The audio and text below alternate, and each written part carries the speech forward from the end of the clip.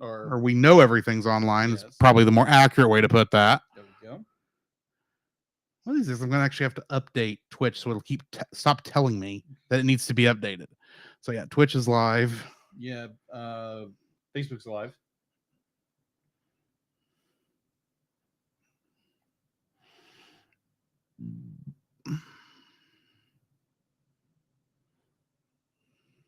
YouTube is live.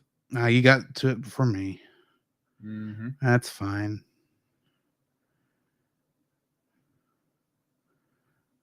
Ironically, I'm not seeing that it's live. Oh, there it is. So yeah. Hi guys, this is Drew. This is Jacob. And tonight we are reviewing Emmet Otter's Jug Band Christmas for our first movie of Christmas month. Yes.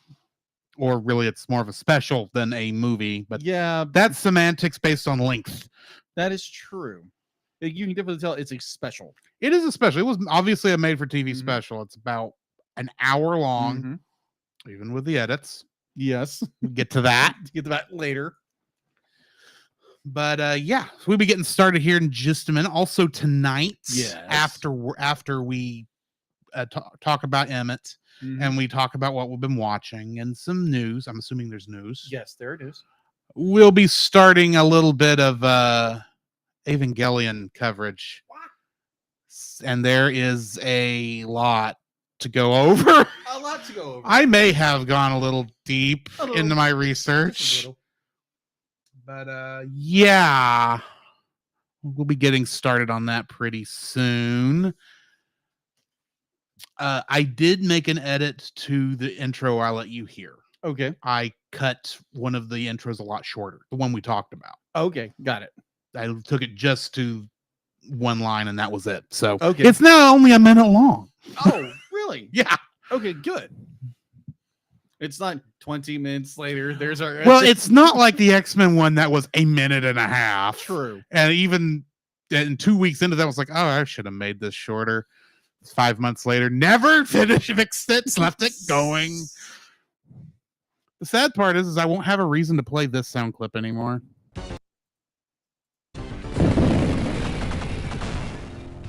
I am Magneto, master of magnet. The voice actor pops up somewhere. That's true. Oh, I don't have. Oh, I do still have it on here. Sorry.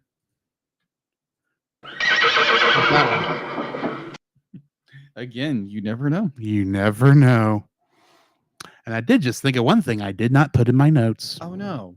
What did you not put in your notes? The shout out and the Patreon shout outs and the and the copy for the culture box stuff. Did not do that, and I just thought of it right this second. Wow. Thankfully, a lot of that is copy paste. Yes. Thank you. Oh my gosh. So how was everyone's Thanksgiving Turkey Day? It would help if I actually had the chat window where we could see it, wouldn't it? That would be nice. Okay. It's available. No one's talked yet. Okay, good. So yeah, Turkey Day was great. Drove to my parents' place, had a lot of food, lounged around, and then drove back home.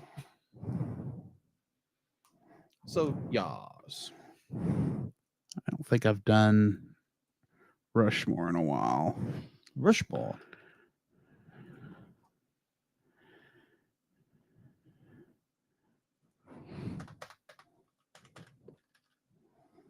I'll have to fix that where I can read it in a minute. Then a Patreon. No, that's not membership. It's audience. Because why have the confusing stuff? I want paid members, please. No, I want active members, not paid. Okay, there we go. So we got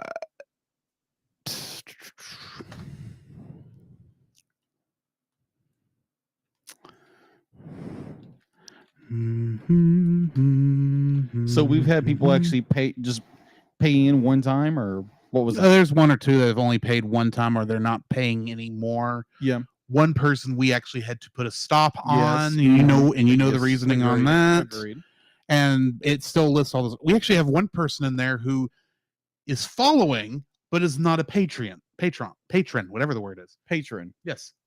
And he's a good friend of ours. Really? He's been on a couple of episodes. Really? Monster Island Film Vault is that. following, but he has not paid a penny. Oh, okay. Come on, Nate. But that's fine. Yeah, that is fine. We are happy for any amount of thing we get, but Financial. yes.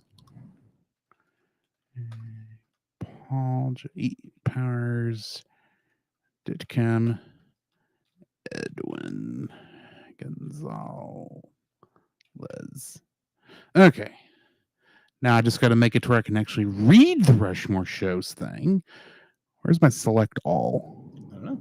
Where is it? There's select all. Clear formatting. Thank you. Now I can read all of it.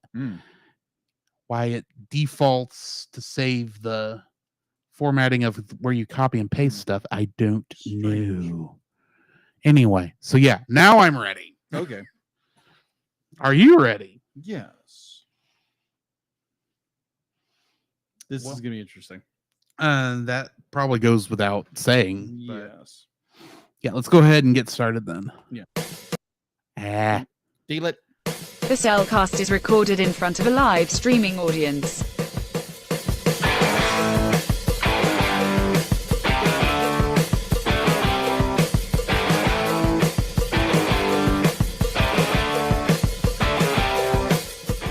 Hello and welcome to another episode of the CEL Cast. Joining me today is a man who, well, he's just feeling like a nightmare. Welcome, Jacob.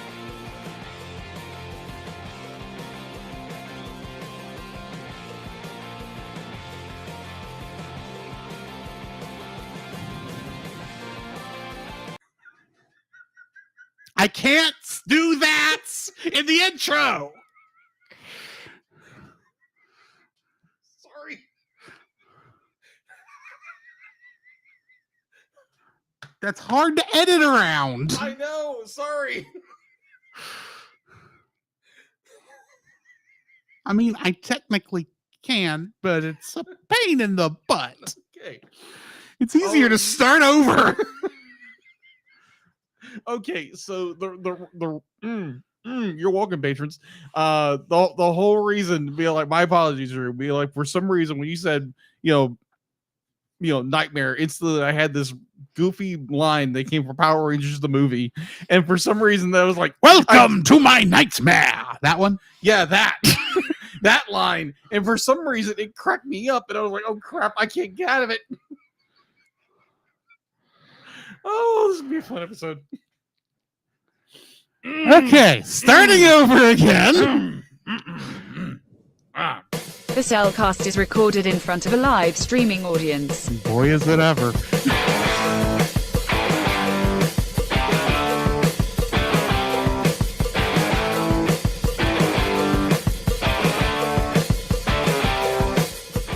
Hello and welcome to another episode of the CEL Cast. Joining me today is a man who, well, he's feeling like he wants a little bit of nightmare music. Welcome, Jacob.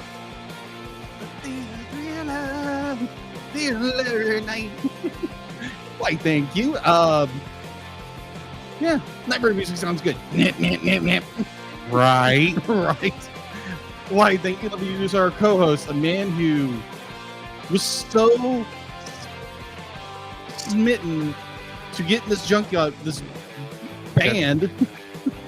He put a hole in his mother's wash tub and didn't quite realize he could patch that very, very easily. Welcome, Drew. Well, yeah, because now that we have this thing called flex tape that you can get down at Walmart, and it's been seen on TV, and we can see that with enough of this stuff, you can patch a windscreen in the bottom of a boat for some reason. Actually, that may be something else. But whatever. Whatever. Yeah, Welcome, Drew. tonight we are reviewing Emmet Otter's Jug Band Christmas, a Jim Henson production. Yes. Which technically makes it Muppets, but also it isn't. We'll get into that in a minute. Yeah. So yeah, we are had a connection to Muppets. Well, Jim Henson's put certain characters in everything at one point. That is true. There's a reason the first 3 Muppet movies have cameos from Sesame Street, because it was all one company pretty much. But yeah, we are going to be reviewing that tonight. In fact, you want to just go ahead and jump into our spoiler-free thoughts on that? Yeah, let's do that.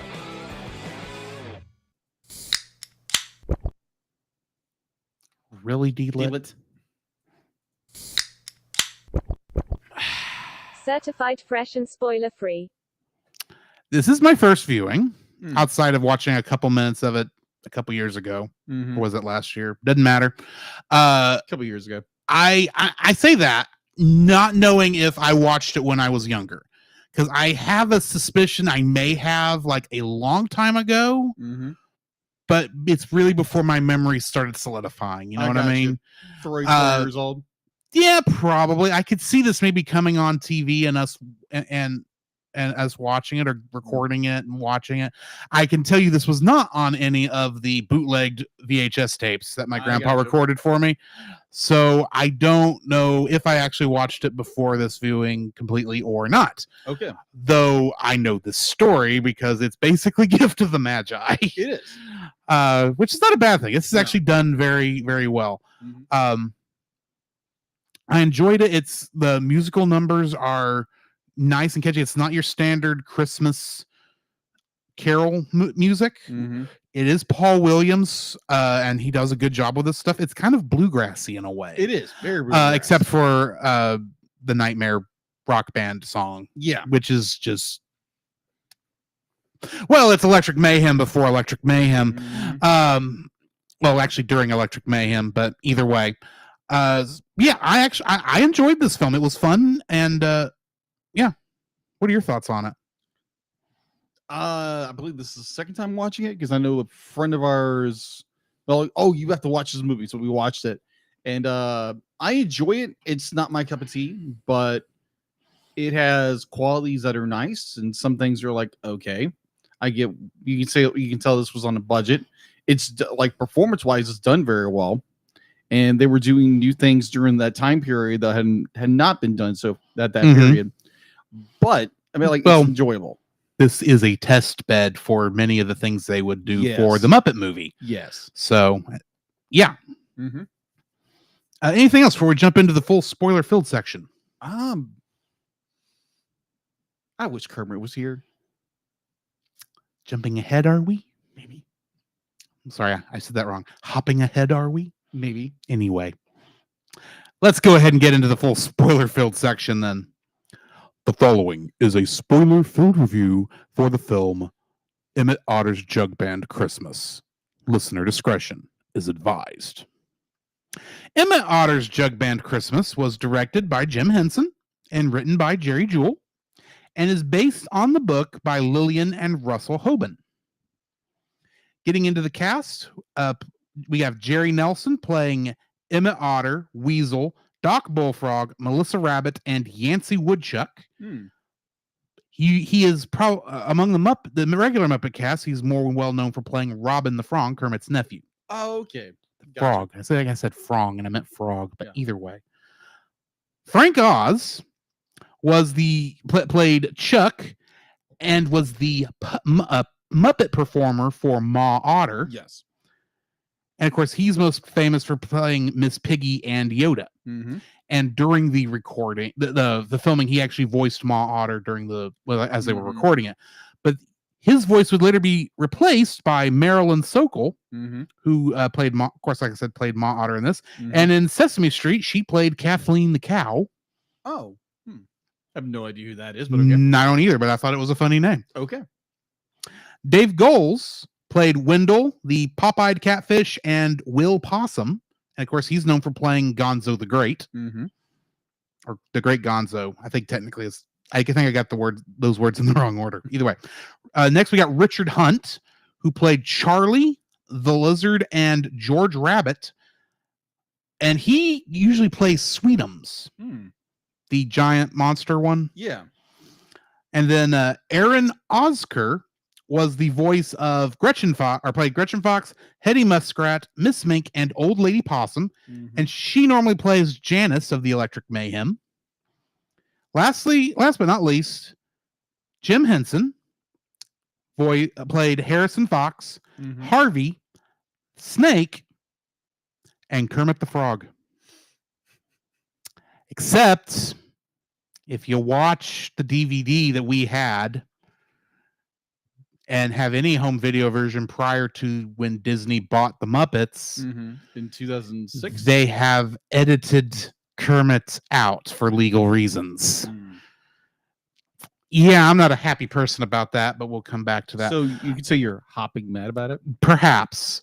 However, Jim Henson also is famous for playing Rolf the dog, but do you know where Rolf the dog was what show Rolf the dog was originally made for? I don't know. You know the actor Jimmy Dean, famous for his sausage? Yes.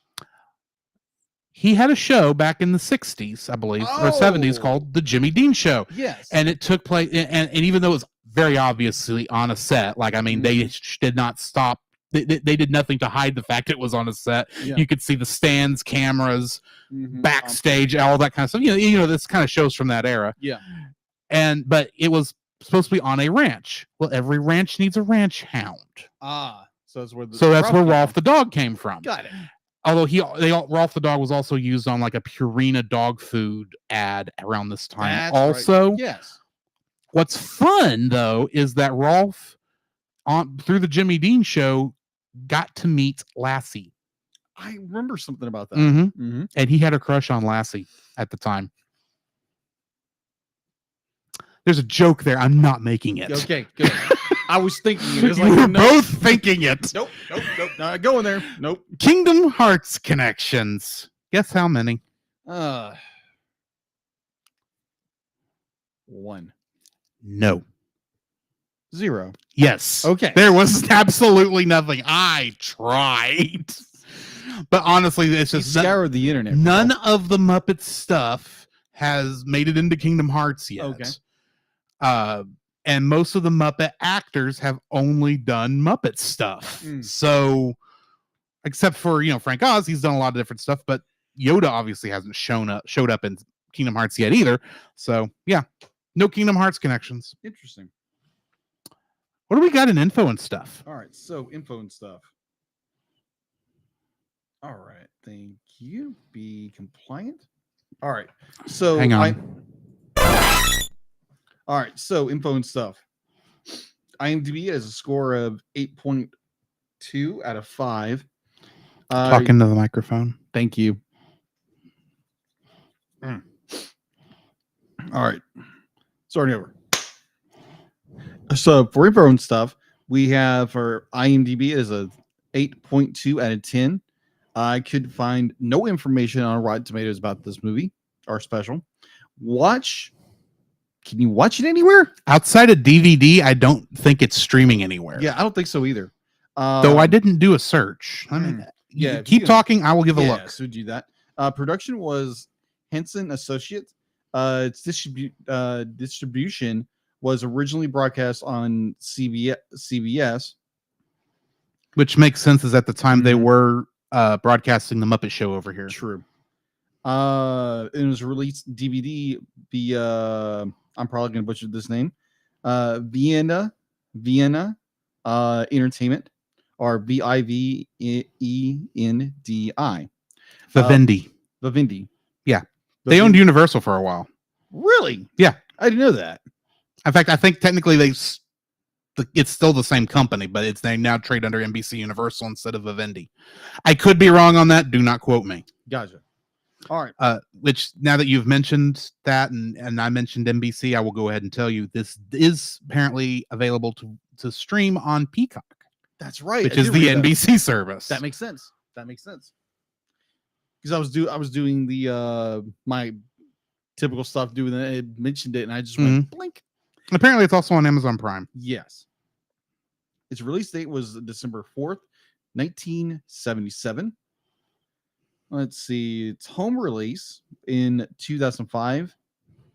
Hit Entertainment released the collector edition DVD, which featured 7 deleted and alternative scenes, as well as a lost song that was recorded but never actually used in the special called "I Was Born in a Trunk." Born in the Trunk. The song was written and for the talent show scene and was performed by the Walterville music store owner due to the sale of the Muppets to Disney a year later. Kermit's scenes and narration was audited. Audited. That's probably edited. No, it's what I'm reading here. It says audited. Well, that's an odd way to write to say they edited him out of this thing. Yeah, because it's about an otter audited Oh, that's so silly. from this release. On December 12th, 2015, a remastered version of this 1980 special was released, had its cable channel debut alongside the remastered The Bells of Fraggle Rock on ABC Family during its 25 Days of Christmas programming block. A 40th special DVD of a special was released by Sony Pictures Home Entertainment on October 10th, 2017, followed by a Blu-ray release on December 18th, 2018 for the 2015 era, and it's going in some kind of weird order, as well as a supplement DVD and Blu-ray release. Kermit's introduction and closing scene was restored, so apparently you can still find it But it's on later releases. but it's not. Well, it's come and gone. Yeah, it's The coming out. version you buy now on DVD does not have it. Yeah, And it's because of that sale. Yeah. There is a release out there, I think technically right before the sale, Yeah. which got it put back in. yes. But when this apparently made it to Fathom events, they had already taken it back out. So Okay. So what I'm trying to get at, there are versions of the movie which still have it, but not ours. not ours. Yes. So yeah, see if you want to see Kermit in this movie, you can go track it down. Track down a particular version on But that Blu-ray. version will be out of print and will probably be expensive. Exactly. Exactly. So if you want that version, she'll let some dough to do it. Either way, in 2017, a 40th anniversary of the special musician Matt. How do you pronounce his name? Sure, I'm going to butcher this. Who? Apparently the musician Matt Surwick? Surwick. If we mispronounce the name, Matt Surwick produced an official licensed tribute album featuring all new covers of Paul Williams songs for the special. In 2022, the special with Kermit's introduction and ending, but not the other narration, was made available streaming on Peacock. Yes, that's all I have for info and stuff. All right, getting into the summary. Kermit the Frog is introducing the story of Emmet Otter when he is interrupted by the River Bottom Gang, a group of hoodlums made up of Chuck Stoat, Fred Lizard, Howard Snake, Popeyed Catfish, and Stanley Weasel, who insult him and steal his scarf. The scene then shifts to a river featuring Emmet and the widowed Ma, who scrape by on a small amount of money. Ma gets from doing laundry, and Emmet gets from doing odd jobs around their community in Frogtown Hollow. Emmet and Ma are kind to their neighbors, despite them being cheated out of what they deserve for the work they do. While window shopping in nearby Waterville, Ma and Emmet wistfully reflect on Pa's life and his unsuccessful snake oil venture. As Christmas approaches, they each hear of a talent contest with a grand prize of $50 and separately decide to enter so they can afford to surprise the other with a present. Ma, a fine guitar for Emmet, and Emmet, a piano for Ma. However, they must sacrifice each other's livelihood to be able to perform. Ma hawks Emmet's tools for dress fabric, while Emmet turns Ma's wash tub into a wash tub base for a jug band, each convincing themselves it is what Pa would have done. Emmet assembles Wendell Porcupine, Harvey Beaver, and Charlie Muskrat as the Frogtown Hollow Jubilee Jug Band. Emmet and Ma each perform well, despite Emmet's band having to frantically change songs after another contestant performs the one they'd been practicing, only to be defeated by the last-minute entry of the River Bottom Gang as a rock and roll band called The Nightmare. However, as Ma and Emmet's band walk home together, disappointed, Ma realizes their two songs could fit together, and as they sing, they are overheard by Doc Bullfrog, one of the talent show judges, who hires them to play regularly in his restaurant. Emmet and Ma decide they will be happier performing together than the thankless work they'd been doing before, and Kermit concludes the special with Emmet, Ma, and the gang playing in front of Doc and his customers. Interesting. Some of that we did not get to see. No, we did not. Anyway, trivia for this. On the documentary about the making of the show on the DVD, singer-composer Paul Williams says that when Jim Henson asked him to write the songs for it, Henson explained that the show was going to be a trial run for a proposed Muppet movie to check out whether the Henson Company could handle certain technical tasks needed to produce a full-length theatrical feature. Gotcha. When the Muppet movie in 1979 came out 2 years later, Williams also wrote the songs used in that film.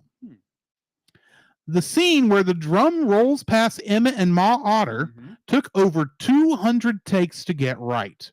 In 2020, Frank Oz wrote in a tweet about how much fun he and Jerry Nelson had doing those takes. The song When the River Meets the Sea was one of the songs performed at Jim Henson's funeral. During filming, Frank Oz provided both the puppeteering and voice for Ma Otter, but later Marion Sokol's voice was dubbed over Frank Oz's. Many of the titles of the songs written for the special were suggested by the original book by Russell Hoban. The bathing suit that Grandma Otter wore and Downstream Where the River Meets the Sea were songs sung by Emmet and Ma. Ain't No Hole in the Wash Tub is suggested by words that Emmet sings with the jug band. The mashup of Our World and Brothers is one of the very first mashups on network television and in American culture overall. Mashups where you fuse two songs from two different groups together. Yeah. Mashups are now are very common, but in 1977, they were unique.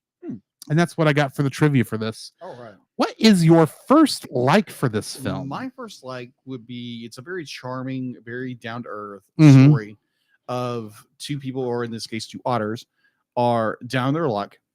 And it's this, try to make it in what am I trying to say?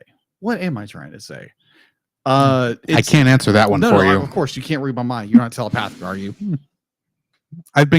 Clairvoyance has been something I've been told I have, but it comes and goes. Scary. It doesn't mean I can read minds. Yeah, It just means I can put two and two together and sometimes get five. Yeah.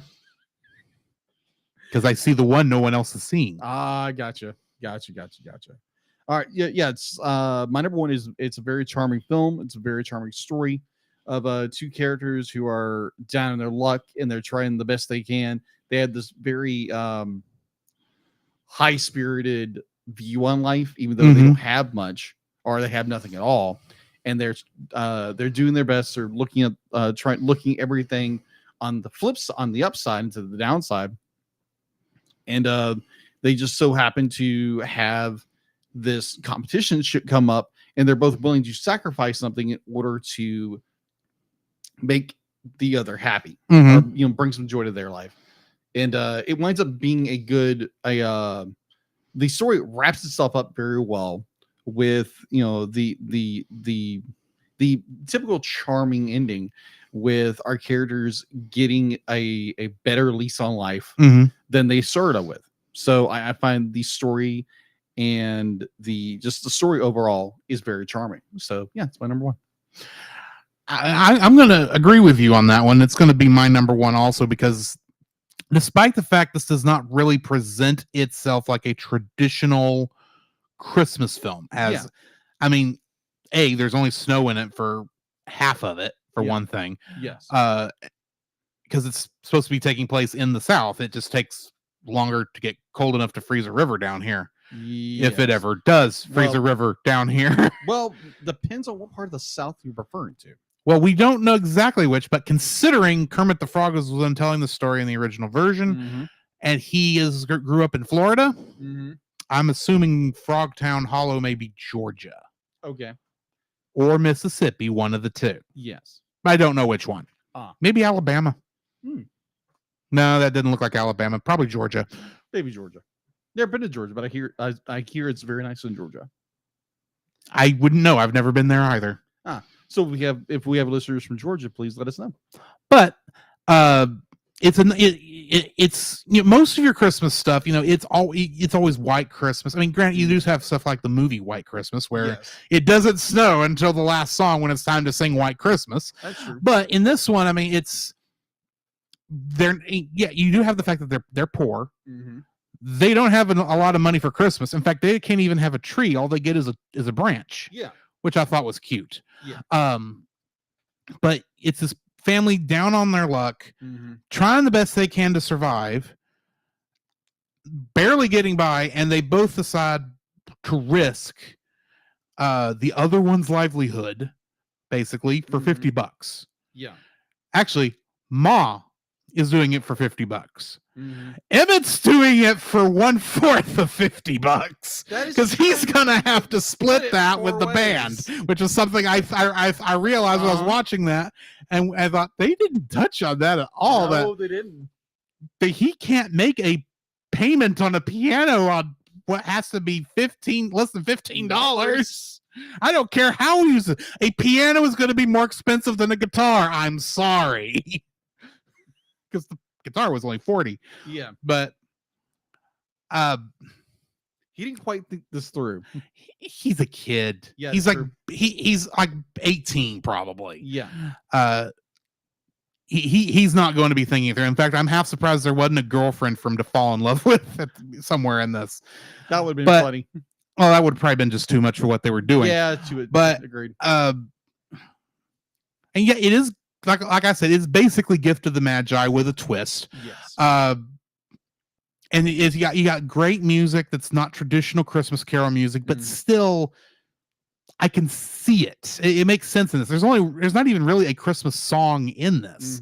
The only thing that really makes it a Christmas thing is you got the idea of giving a gift for Christmas, and it takes place at that time. Yes. The rest of the stuff is like it could have been taken any time of the year, take place any time of the year. But this is just such a nice, non-traditional Christmas story. Yes, it's set at Christmas, and it is got a Christmas theme, but for the most part, it's not like your White Christmases or Miracle on 34th Street or A Christmas Carol or Christmas Story for that matter.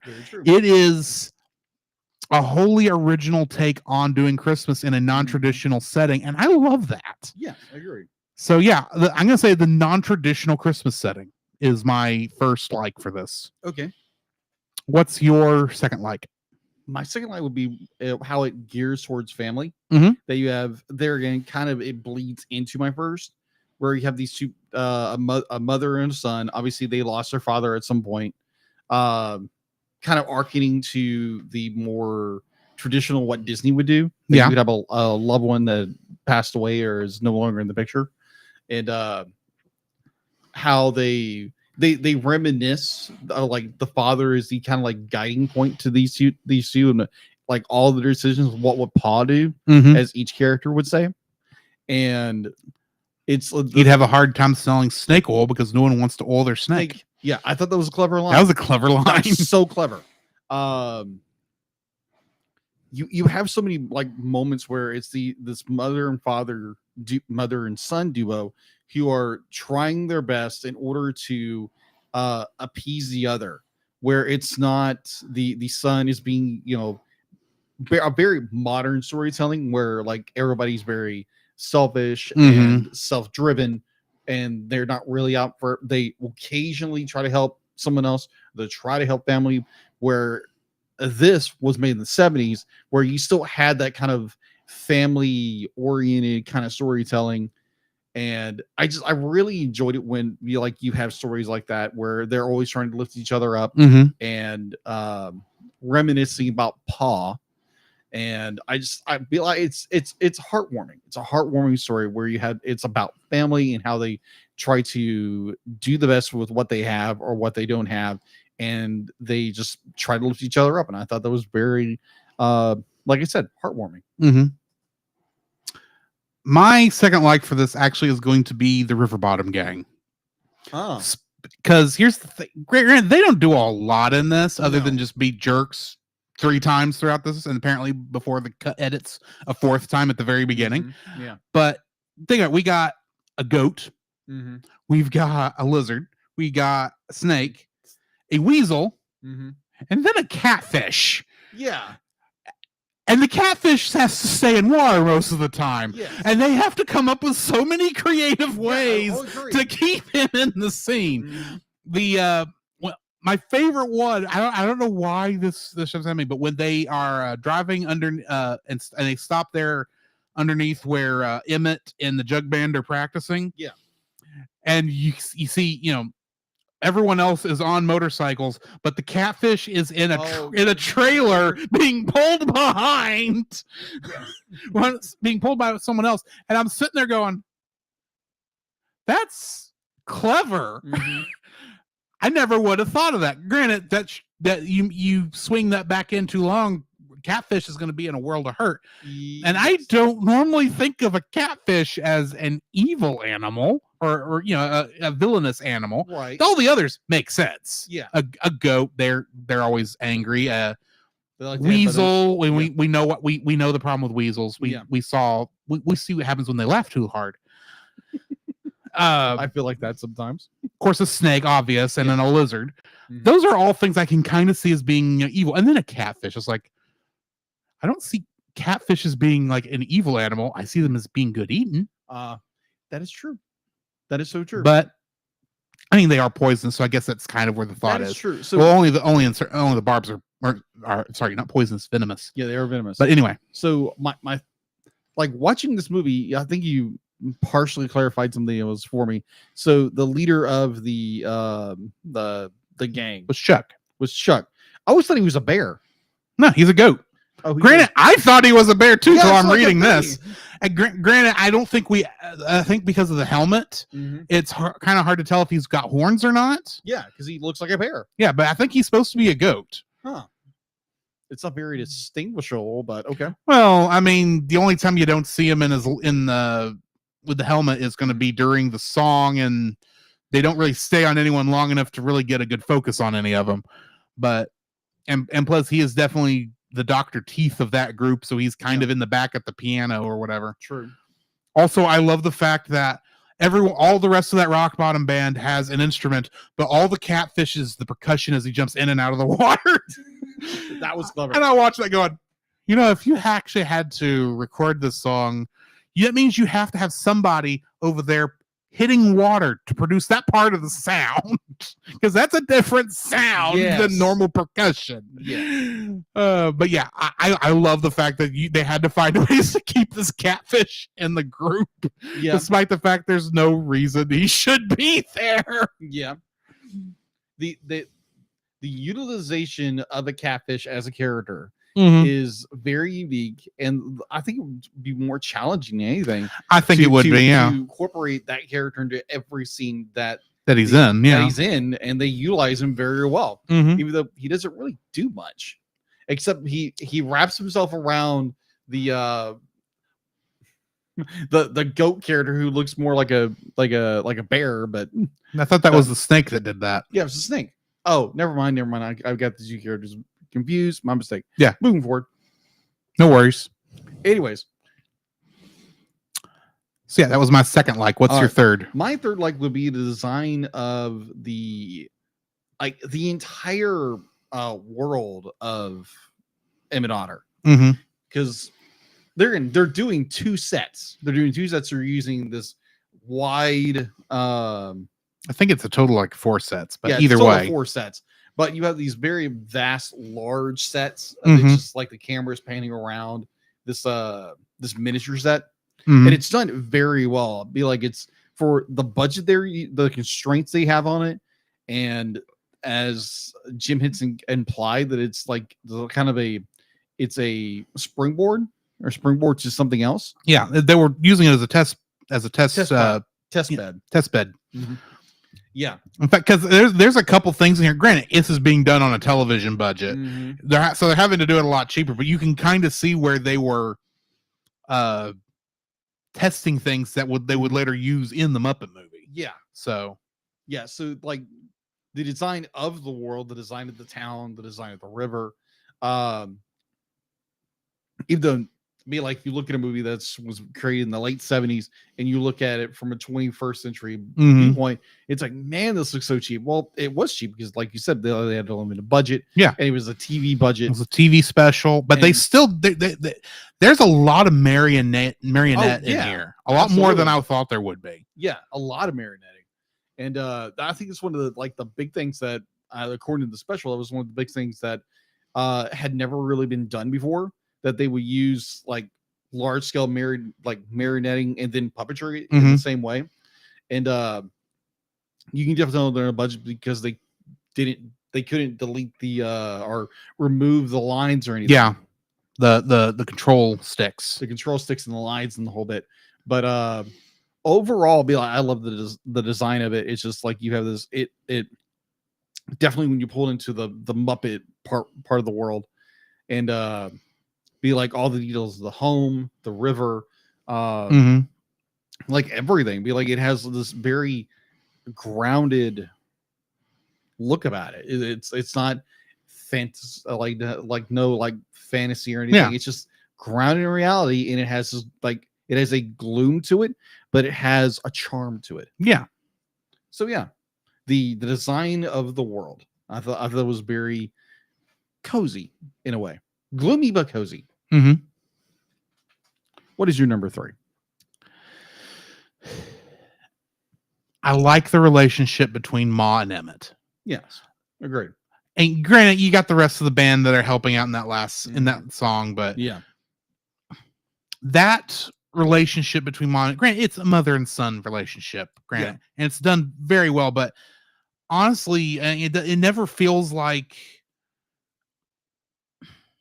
What's the word I'm looking for? There's a lot of times when you see a relationship like this on television and in movies where the mother is overbearing, overprotective. The kid is trying to, rebel, break free, that sort of thing. And that's not what we're seeing here. No, both are very respectful of the other one's abilities and understanding of each other's feelings. That they actually feel like a family, which is a strange thing to appreciate. But let's face it, there's a lot of stuff nowadays, even back when this was being made, in which family was not something you usually saw because but family's not funny, family's not dramatic. Ironically, because I think some of the most dramatic moments I can remember of my life dealt with family members. So but you never see that now. And this is it's so heartwarming just to see a familial relationship where it's like they're not trying to kill each other and having to learn that being with a family is a good thing. That's not what they're having to learn here. What they're having to learn is you sometimes have to step out and take a leap of faith. True. That's what they're going with. And and I appreciate, admittedly, a gift to the Magi, which is what, like I said, I've said 100 times already, is what this is kind of based on. Normally between a boyfriend girlfriend situation or a husband and wife. This is between mother and son. They both want to do something special for the other for Christmas, even though the only way they know to do it would actually cause harm for them in the long run. And it's almost counterintuitive to what you would think he would need to do. Putting a hole in the wash is going to mean that she's not going to be able to clean laundry as well. So, pawning Emmett's dad's tools is going to mean Emmett's going to is not going to be able to do as many odd jobs around Frog Hollow as he used to be able to. And all you're going to do is be able to put supposedly a down payment on a piano or buy a used guitar. That So it's almost harming each other. It's harming to give something nice. Sacrificial. But you're sacrificing the other person, which is strange. Yeah, that is. I agree. But what I'm getting at here is that's kind of what God asks us to do a lot of times, is to step out on faith and do something that good point. Doesn't always make sense when we look at it. Very true. But sometimes you do have to take that leap of faith, because God has a plan and he's going to work it one way or the other. He's going to work it out. Yeah. But sometimes to us, it makes no sense. Oh, believe me. And let's face it, making it to where Ma can't do her laundry, which is where they get a lot of their money from, or make it where Emmet can't go out and do odd jobs. Right. That doesn't make a lot of sense. Mm-hmm. It really doesn't. And you understand why they're hesitant when they're first thinking about this. Agreed. But they both had to take a leap of faith. Mm-hmm. And granted, it didn't work out the way they thought it might. Because if it worked out the way they thought it might, one of them would have won the contest. Right. It wouldn't have been a tie, because then they wouldn't have gotten the money, probably. Right. And so the fact that it went to the people who didn't care, and probably didn't care about the money, and probably going to spend it on, I don't know, non-alcoholic booze, because this is a family thing. It's a Muppet thing. The Muppet thing. They'll go down to the El Sleazo Cafe and watch Fozzie Bear. Same time period. Got it. But sorry, I just caught myself off guard. But it didn't work out the way they thought it was going to with that. But the answer, the way it worked out even better than even if they'd won the $50. Okay, fair. Because now they've got a lot steadier job than what they were doing before. Yeah. They're going to pay them. Not only are they going to get dinner every night that they perform, they're going to get paid, what was it? Like, did they say a dollar amount that Doc Bullfrog was going to pay them to perform? No, I don't think they mentioned. But they're still getting paid regularly. Yeah. Not a $50 one down payment, even if even if the whole group is only getting paid $10 a night, which would still be horrible, probably more than Doc's going to pay at this time period. Yeah. That's only 5 days, 5 nights of performing 3 or 4 songs, I'm guessing, or a night's worth of songs. Yeah. And they've already made back what they lost in the contest. Yeah. And that also kind of brings up a good point, because it is a step up in their own livelihood, because it actually ends up being better for them. It does to have lost the competition, but then just coming together and not performing for anybody but their own enjoyment. Basically, right? They happen to get overheard, and now they've all got a great job and free dinner every night. Exactly. And they've got mashed potatoes. Hey, be like, that's the key point in some mashed. I understand, because mashed potatoes can be good. Yes, they can. But I like how this and granted, it's a Christmas kind of a message, but Christmas is Christian in most of its traditions. It makes sense for it to be, and I appreciate that. These characters had to step out in faith. It didn't go the way they thought it would because they didn't succeed, but yet it turned out even better than they could have imagined. Yeah, it turned out more beneficial for them. Yeah, which is, granted, that's not always going to happen as Christians. We know this, but all is going to work out for our good one way or the other. God promised that. So I just like that you get this nice visual thing where it's like, you think it's going to be, it kind of feels like a Deus Ex Machina, because they get a happy ending despite the fact they lost, but yet it doesn't feel unearned like most Deus Ex Machina endings. Yeah. Which is why I don't count it as Deus Ex Machina. Okay. So yeah, I appreciated that. Okay. So now we need to get into dislikes. Yes. What's your first dislike? My first dislike, watching this for the second time, I started this movie with the now understanding this movie was very heavily didacted. Be like there was some changes to it.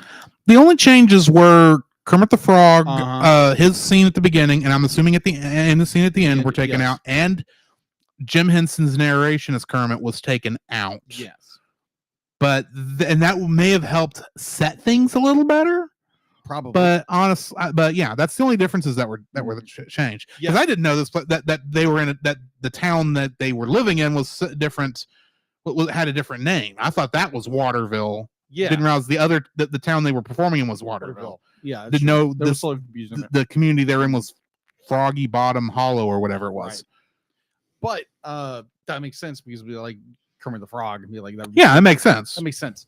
But like the story itself, like the first, like this is a hour-long movie with its edits, and like the first 20 minutes, this thing just drags. I mean, like it's a good storytelling, but like the pacing and the story itself just drags. And like with the music itself, like there again, this kind of music is not my cup of tea. And it's just be like the first 15, 20, 25 minutes of this film just drag by until you got to like the 25 mark, and it's like, oh, it starts getting interesting visually, because you're using very generic like your characters just they float by. There's like use of dynamic camera angles. Be like, I know in the 70s they could do that. So can I defend any of the scenes in the boat, specifically the scenes in the boat? Okay. They were in a boat. Yes. Puppets in a boat in the 1970s. Yes. Underwater. Yes. The actors had to be underwater and to perform. I think it was actually animatronic. Yeah. But still, that they were probably limited into what angles they could shoot at while they were doing that. I agree with you. Yeah. I'm not saying you're wrong about feeling that some of that is slow. Yeah. And maybe a little boring. Yes. Or as our friend PaulJPowers.com would say, slow and boring. But, exactly. Thanks, Paul. But it's technically impressive to me. Yeah, I'll be like, do not get me wrong. Be like the technology they use in this special was phenomenal for its time. They doing it. I think just looking at it from a 21st century perspective, it is a very slow movie. It's a very slow movie, but I respect what the movie does, and I respect the story that they're telling, and the limitations they were withholden to in the creation process. I just think the story is a bit slow. So my first dislike for this, and I need to be honest, this being my first viewing, before I did any research, okay, I actually did not have much wrong with this film. It's not, beat the doors down best Christmas special, don't get me wrong. Right. But, like I said, it's technically impressive for what they could do in the 1970s with a TV budget. It looks better than the Muppet Show did, which was being done at the same time. But that's because they're also testing a bunch of things. Yeah. I'm watching the whole thing, and it's like, this is just kind of a cute, sweet story. And I didn't feel like it needed much else. Then I started doing research. And I found out that a certain green frog was in this, in all the original versions. And it's because that Disney got sold, but Disney bought the Muppets, and apparently now the Jim Henson Company could not afford to license Kermit the Frog from Disney, that they had to edit Kermit out of this, which is horribly ironic, because you know what's interesting about the sale to Disney? What's that? The Muppet sale to Disney? They actually, Jim Henson actually was going to sell the entire company, all of the Jim Henson Company, to Disney prior to his death. Yeah. Like, he was working on the deal. Yeah, 90. At the time when he passed. And the Jim Henson kids who took over the company decided that wasn't a good deal, so they backed out, but they still worked with Disney for Muppet Treasure Island and Muppet Christmas Carol because they needed somebody to release to. They were willing. And but then after that, you can see some of the other Muppet movies go to different companies before they all get bought back out. There was a time. Now, granted, I don't like the idea of Disney buying everything, but if we're talking about in a perfect world, it would be nice if this was still owned by the same people who owned the Muppets, so you don't have to edit. Sure. That's mostly what I'm getting at here. Okay, Don't get me wrong. fair. I don't want Disney owning everything. I think Disney needs to be broke up a little right now. If we're being honest, Fair. let the stuff we wanted. We were happy to see Disney buying, like Fox, for instance. Mm-hmm. I don't like that Disney owns Fox. I am happy now that since Disney owns Lucasfilm, they actually have complete control of Star Wars again, the releases stuff, so you can buy a box set. Or the fact that the X-Men and Fantastic Four and all that is now back under that umbrella, even though Marvel's not doing too hot with its stuff right now either. But I kind of wish they'd sell 20th Century Fox off to somebody else and that be a separate company again. Okay.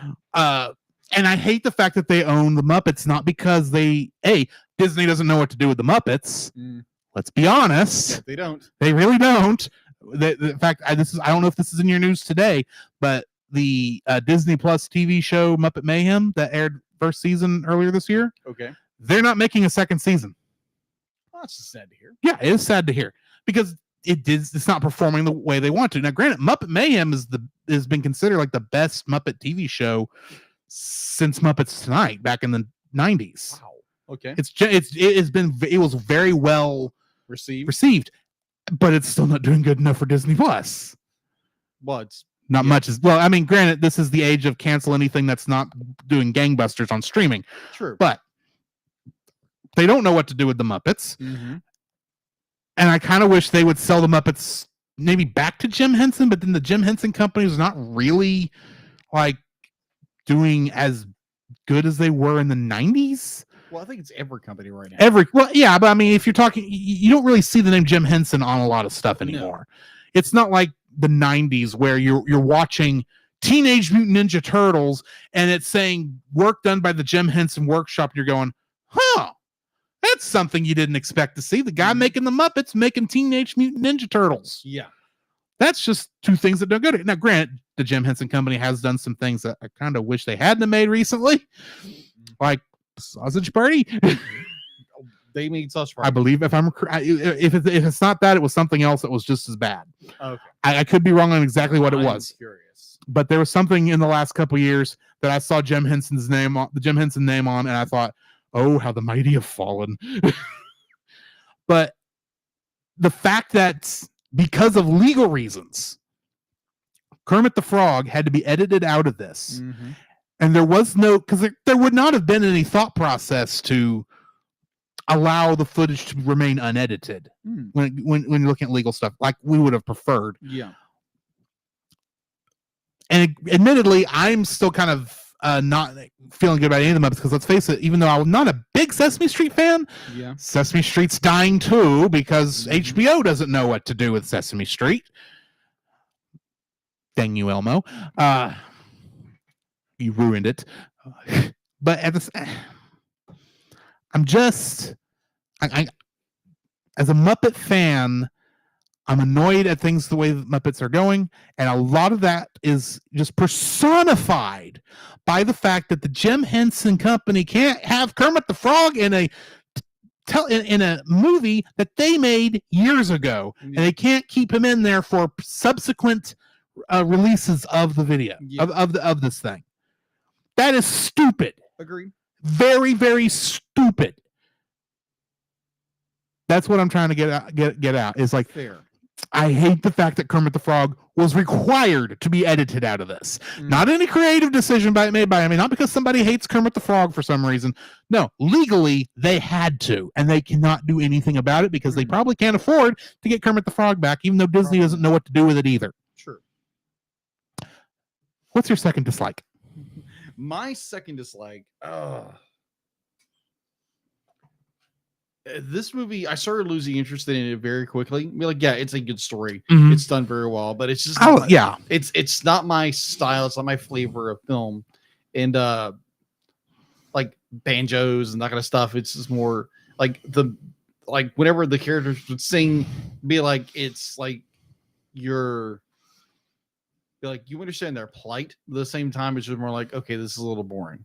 Kind of like a child losing interest in something really quickly. That's like me with some things. Like this movie, but like it was good. I appreciate what they did, but it's just not my flavor. Fair enough. Yeah, it's got a very mild taste for me. If we're losing more flavor analogies. Granted, and this is kind of going to roll into mine a little. Okay. The story is a little bit of weak sauce. Agreed. It's not the bad story. Do not get me wrong, but it is basically, like we keep saying, Gift of the Magi. Nothing wrong with Gift of the Magi, but it's been done to death. Everyone knows the story. Yeah, agreed. It's got a little twist, yes, and admittedly, the story is they can't do a whole lot. First off, in 40 minutes to an hour, they still are already doing a lot, and this is kind of the way just these Disney and the Muppet specials were at this time period. They were good, but they were very safe, I guess is the word. They're not really pushing any envelopes here in terms of story or writing. Where the envelope is being pushed is in the actual puppetry, which is, don't get me wrong, is amazing to watch in this. But admittedly, the story is until they are having to decide between, do I hawk the tools or do I put a hole in the wash tub? Until they get to that point, it is very dry. Agreed. Yeah, that's really what I'm saying. It's very dry. It's like, they're setting stuff up, but at the same time, it's like, this is going nowhere fast. Yeah, and it takes a while for the story to actually get moving. Yeah, that's really what my issue is. It takes a while for the story to get moving, and then when it does get moving, it goes in a place I kind of saw coming. Yeah, it's very predictable. But at the same time, if that's what the book is, how can I complain that they did a good adaptation of the book? Because people apparently like the book, which I didn't know there was a book. But anyway, what's your third dislike? My third dislike was more of a disbelief moment. It's like a kind of a what the moment is, where it's the talent show, they're wrapping up, and the Nightmare Band shows up, and be like, there again, this is a down to earth country bumpkin. I know what you're about to say because I have the same problem. Like, everybody's playing these junk band songs, very country, very twangy, and be like, that is the feel of this community. And then you have the Nightmare Band show up playing this like late 70s rock. Yeah, and you're half expecting them to boo them off the stage. But you get the opposite. And they never do that. They get applauded, and everyone's like, oh my gosh, it's amazing. And I'm like, that makes no sense for this crowd. It's a funny little twist here. And it makes our protagonists are not given what they think they deserve. And it makes sense, because if you really think about it, if you're going for the happy ending, neither one is going to be a of them winning. Is going to be a complete happy ending, because somebody is still going to have issues. Oh, agree. And my point is like, when they announced that, oh, the Nightmare Band won, I'm like, and they're all applauding the whole bit. I'm like, this is an isolated community on a river bottom. If anything, it should have gone to the guy who stole their barbecue song. Yeah, exactly. Like, that makes more sense. Yeah. Like, you have this downtown, down home country feel, and you have this rock band show up. They're like, yeah, it's interesting, but I don't think this group of Muppets would enjoy that too much. So I think I find the fact that the Junkyard Band or the Nightmare Band win this is slightly unbelievable. I get that. It's not my dislike on this, but yeah, it is kind of weird, because I kept thinking, there's no way the rock band is going to win this, right? It doesn't make a lot of sense. And they do. It's like, maybe this is a more progressive town than I thought they were.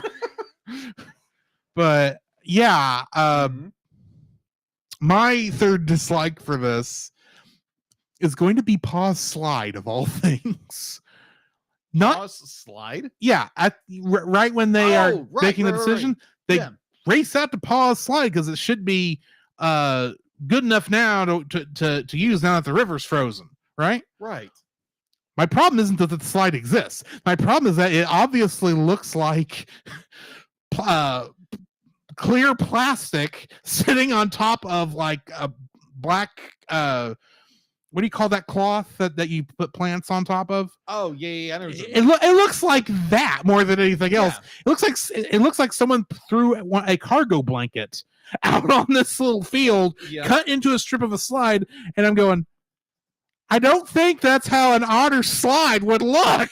Yeah, it's a silly little thing. I will grant you, but I looked at that and thought, that's what Paul left you. That's not even. I was expecting something made out of like I don't know, straw and kind of hollowed out nice, not looking like someone threw a cargo blanket on the ground. I get it. I grant it. It's a silly thing. It's just it didn't look. I got you. Right to me, and the more I think back on that scene, their thing is about going to the side is it's now cold enough that the slide should be usable. Yes. They're otters. They are otters. Otters swim. Yes. That slide was usable all year round. It just means they probably have to change into their otter trunks before they went into the water. Because these are civilized otters. They'd wear swim trunks. That is true. Not that I want to see my otter in a one piece.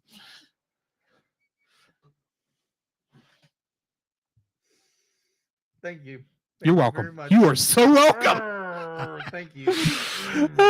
But yeah, you can project that right in your face. That's your head. I agree. It's a nitpick. Yeah, it's just it was just like 3 or 4 seconds there. It's like I get that this is showing a simple joy that these two have, and brings back family memories. I know that's what this is, but that doesn't look like what I would expect an otter slide to look like. It doesn't look like A, it doesn't look natural. B, it doesn't look like something they would have made with tools either. No, it looked like I said, it looks like someone took a cargo blanket and put it on the ground. What it looks like to me, it looks like a slip and slide. For a slip and slide, it looks like someone like you would do like in a youth. You would take like some plastic and just tape it down. That's what it looks like. It's embedded into the ground. He's like, when they said be like, oh, let's go to paw slide, I'm thinking something like maybe made of metal, made of wood, or something like something that would make sense, that would be more robust. I was even something carved into the side of the river. I can see something carved into the side of the riverbed, but this doesn't look like. This looks like it was injection molded, not. At best, it looks like injection. Maybe a and not even good injection molding. This thing was not smooth at all. No. If it was a metal slide embedded into the riverbank, I'd be fine with that. Yeah. But I don't know. It's just this thing looked weird, and it's fair. I think could have been handled better. Okay, fair enough. That's mostly what I'm getting at. So yeah, that brings us to the end of our. Yes. Likes and dislikes for this. What are you rating this special? Even though like I do have some slight issues with the story, with the entire thing itself, it's still charming. It's so well done. It again has this kind of class about it, with an experimental bed towards future projects for the Henson Company. It just I mean like it's deserving to be like to me it's getting a 7. Like it has the charm, it has the family feel, the family centricity about it, and like I find it very charming. I find this movie very charming, even though its environment may not be my cup of tea. The story itself compels it to be a 7. Okay. Yeah. So what are you ranking it? I'm giving it a 7.5. Okay. This is a very simple and a movie. If we were reviewing this on the Retro Rewind podcast, this would be a nostalgic. Okay. It's not bad. It's not something I'm going to go back and rewatch 100 times. Right. But it was good for what it was. It was enjoyable. I think there are better Christmas specials. There are better Muppet Christmas specials. Oh, agreed. Than this one. But this is not a bad one. Don't get me wrong. No. So yeah, I'm giving this a 7.5. If most of that is going down to the technical, the technical stuff in this, because there's a lot of technically tough stuff that they did in this that I am still amazed by for 1970s television puppetry. Yes. I can't stress that enough. This is going to be amazing. What they do here is amazing 2 years later when they do it in the Muppet movie, and they're doing it here on far less budget. Yeah. So yeah, and plus, don't get me wrong. If you enjoy this, don't let what we're saying deter you from enjoying this on a regular basis. I just don't. I did not watch this one enough as a kid to make it a tradition. Like have nostalgia for the film or something. Right. I don't have childhood nostalgia for this film. Yeah. So, I enjoyed what I saw. Yes. But there are other Christmas films that I have more love for. Yeah. For me, I would gladly recommend the film.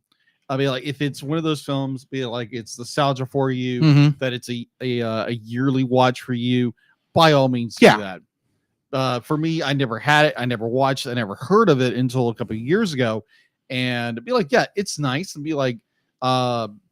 might put it on at some point later in 2024. And be like, oh, that would be next year. Yes. That would make it a yearly watch in that instance. Maybe. By that point, I'll be married. Things may be different. Maybe. You never know. Your outlook could have completely changed by that point. Exactly. But anyway, so that's our thoughts on Emmet Otter's Jug Band Christmas.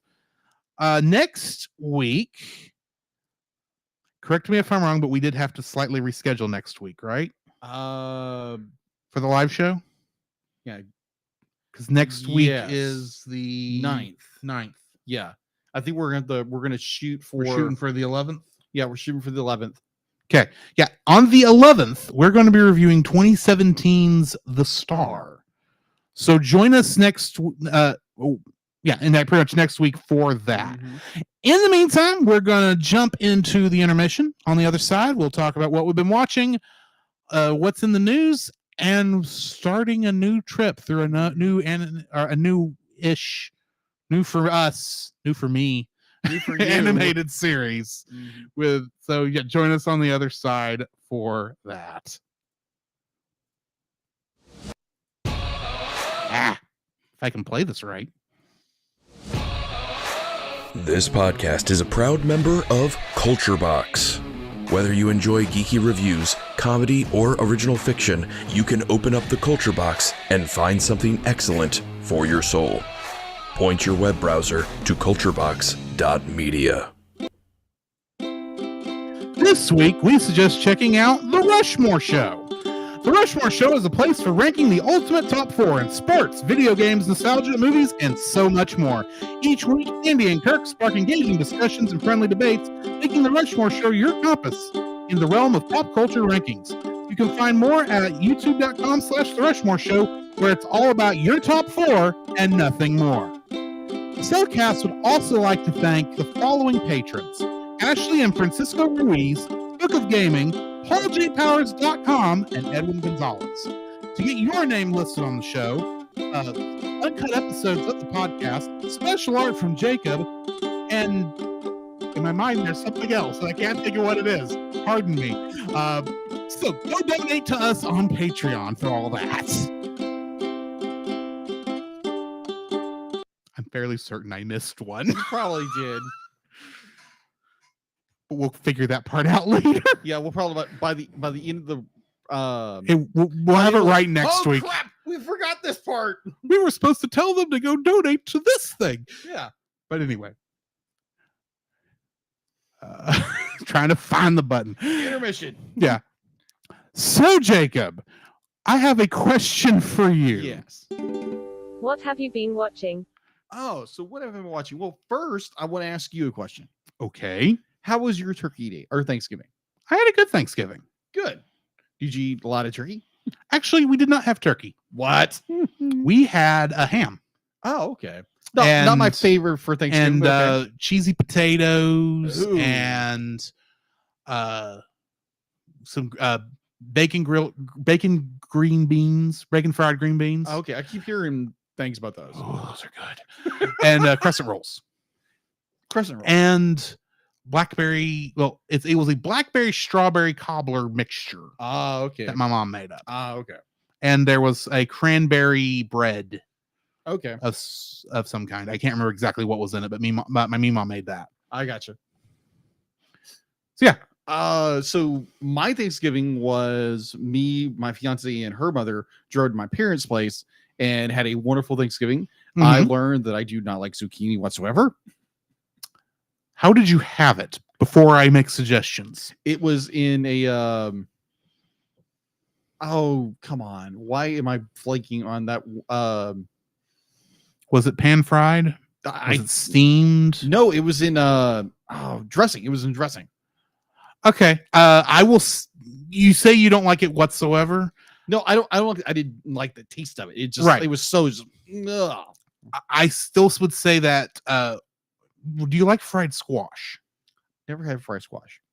Then you can't answer that question. Exactly. But I would say fried squash and fried zucchini, because it's kind of the same difference, is very good. Okay. That's my suggestion. Of course, definitely have your ketchup on hand for dipping. Or ranch. Or ranch. Or ranch.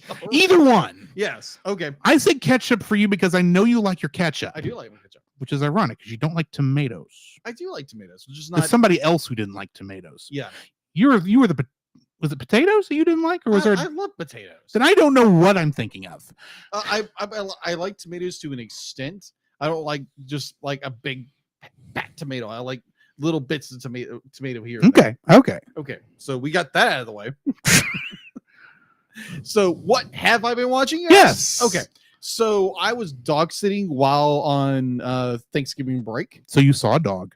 I saw 2 dogs. You watched 2 dogs. I watched 2 dogs. and not much else. No, I'm kidding. Oh, I watched a little show on that people in the nerdy community has already watched, and probably are like, Jacob, why in the world did you watch this? Because I don't have the Service subscription to this, and I watched Invincible season 1. Oh, I haven't watched that, so don't feel bad. No, okay, good. I'm not the only one then.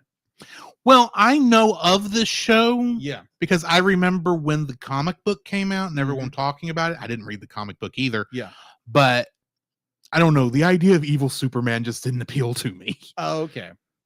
But I really enjoyed it because it did it took that really, really gritty, very violent, very bloody storytelling, but did it in a way where it wasn't. If you ever watched, I watched one episode of Harley Quinn on now Max, and absolutely hated it because it was way too much of, oh, we're just pushing gore and everything into your face. Right. And I couldn't handle it. With this, they tell a compelling story of Mark, who is coming into age. He learns that he has powers and that he uses them to protect his city. And you have this great undertone of undergirth of a story that's developing. Because by the end of episode 1, we know what happened. The story unfolds itself throughout season 1, and it's just done incredibly well. I'm like, wow, this is intriguing. But yeah, it's got language. Yes, it has a extremely violent, extremely bloody. But yeah, if you're more you don't like seeing extreme graphic gore and blood and violence, maybe not the show for you. But overall, I enjoyed it. I want to finish season 1. I know season 2 is out already, and I would love to finish that. And the comics seem to be a little intriguing to me, so I might dabble in that at some point. Okay. Other than that, nothing really worth mentioning. Let's be honest. Right. Other than that, just YouTube and yeah. So that's all I've been watching. Well, I've been watching quite a lot. Oh, okay. And probably playing a lot. Actually, more watch than play. Really? Because I was gone for That's 4 or 5 days. So while I was visiting my parents, yes, I watched 2 movies Oh. with them. One was a movie called Whistling in the Dark, which is a Red Skelton movie. Oh, okay. And it's about this actor on a old radio show. Okay. Because he comes up with these, he also does the writing for it, and so he comes up with these crimes. It's a crime show. Yeah. So he comes up with the crime, and then his character has to solve the crime. Got it. And this cult apparently thinks they can trick him into making for them a scheme in order to actually kill a guy. Wow. Because they're not going to do it themselves. And so they kidnap him, his agent no, sorry, it wasn't his agent. His actual girlfriend, his actual girlfriend, and the girl who wants to be his girlfriend and is also the sponsor's daughter, kidnaps all three of them, and they have to figure out a way to get out of there. Plus, after he actually does come up with a way to take out the guy, because that was the only thing he had to do, something to keep them to keep them from doing anything horrible.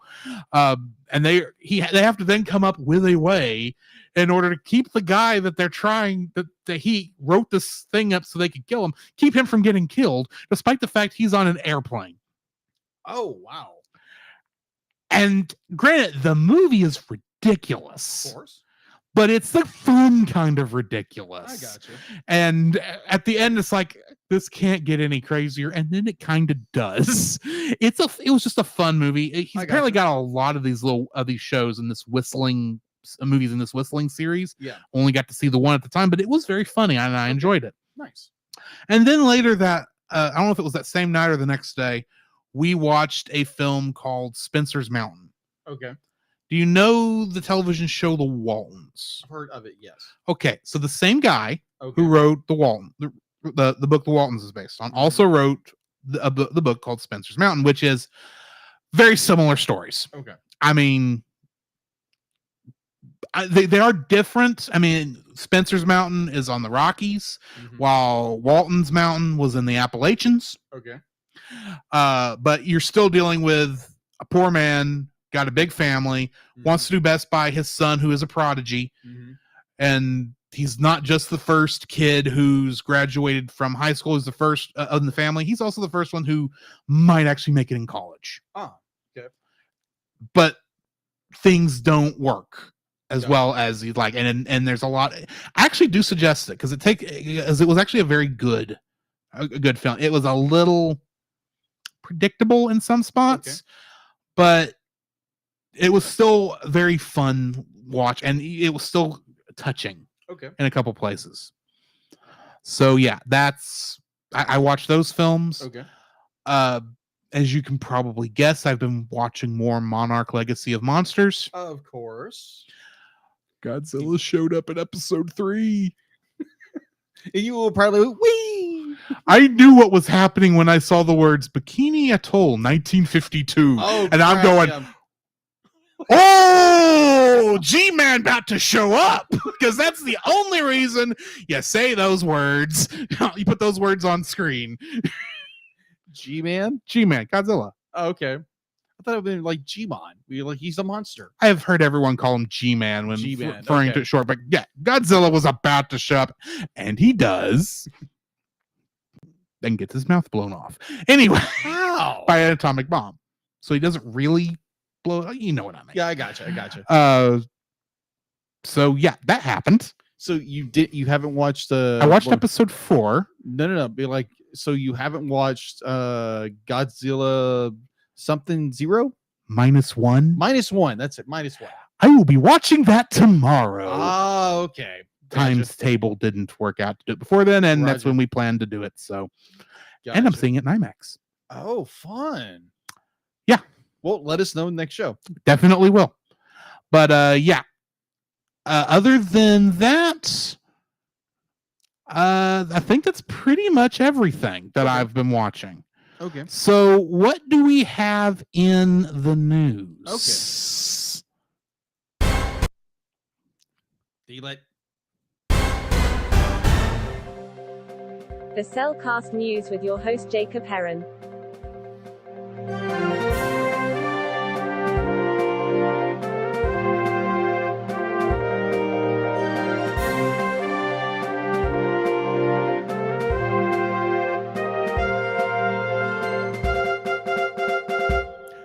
I'll admit kind of forgot until I was halfway through the word news that I played audio there.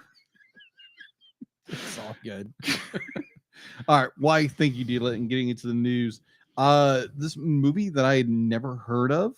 It's a new project. They just announced. It's called the Jesus Film Project, and the Promise Entertainment has announced a new animated take on the 1979 motion picture Jesus. Slated for global release in 2025, utilizing state-of-the-art animation techniques, the project combines the talents of entertainment industry veterans and experience of archaeology and theological to transport audiences back to Jesus' time. So that's basically all we have. They go into like who's behind it, who's this and this. But yeah, apparently they're doing an animated movie over a 1979 special that came out in the 70s. This is like, okay, that looks interesting. Okay. Yeah. So this one's a little lengthy, so bear with me. The first 5 Thanksgiving holiday period is always a popular movie-going experience for families seeking out animated fare. This weekend was no exception, with Disney's 63rd anime feature Wish and DreamWorks Animation's 47th title Trolls Band Together, splitting audiences, landing at number 2 and number 3 spots on the box office charts during the 5-day holiday weekend. Disney's Wish was the subject of much analytics by the trades, billed as the studio's 100th anniversary tentpole movie. The film was somewhat unfairly judged by critics, who categorized it as too much of a retread of past anime successions with a plucky heroine and adorable sidekicks. The film earned a respectable A- from CineScores for audiences, despite its total of 50% on Rotten Tomatoes by the critics. Deadline is estimating a total of $32.3 million box office for the film's first 5-day run, in 3,900 theaters. Overseas, the movie took in about 17.3 million in 27 markets, bringing the film to a total of $48 million in a 5-day span. That is not good. No. Yeah, Disney is not doing well. They've not had much luck this year. Yeah, or in the past few years, let's say that. Well, I mean, the last thing that I think we can both claim hit it out of the ballpark for them was Frozen 2. Yeah, Frozen 2. Yeah, but agreed. That's because that was before COVID, and there is something to be said about the way Hollywood has been releasing movies since that point. True. Where they are kind of shooting themselves in the foot. Agreed. And I think this is not much different. Yeah, agreed. Granted, in going off of what that one critic said that you mentioned, where it's retreading old tropes, I would kind of think you would want something playing towards the old tropes in a 100th anniversary project. Yeah, as long as it's done well. Yeah. So I don't know. Yeah. So DreamWorks Trolls Band Together sits at the number 4 spot with a 5-day total of $25.3 million. And overall, that isn't the way that's supposed to be spelled. Come of $64.4 million since its November 17th release in 3,893 theaters Statewide, the movie has made over $81 million overseas, with a worldwide overall gross of $154 million. In industry observers predict that the popular Trickle, directed by Walt Dorf, will surpass the $150 million breach mark in a few days. The Hunger Games: The Ballad of Songbird and Snakes is the number one, with $42 million in the 5-day run, and Apple's Napoleon lands at number 2 with $32 million in the same frame rate. Both films face more competition with Universal Illumination's Migration movie when it comes out on December 22nd. At the same time, streamers like Netflix is offering solid alternatives to theater fares with the Adam Sandler voiced Florida Lizard movie Leo, which is setting mightily on the top of Netflix's movie charts this week. Other animated movies on the streaming must-watch U.S. charts include Illumination's Minions at number 4, Sony Spider-Man Across the Spider-Verse at number 8, and DreamWorks Trolls at number 10. That is all I have for in the news. Unless you have something else. I do not. It is hard to believe that DreamWorks is at movie. I'm assuming this is DreamWorks Animation specifically, but they're at movie 47. They're only 20 movies behind Disney right now. Well, let me double check that. Because you said Wish was 67. No. I'm sorry. No. Be like Disney's 63rd and animated Right. feature. Disney's 63rd. So And it's DreamWorks Animation's 47th.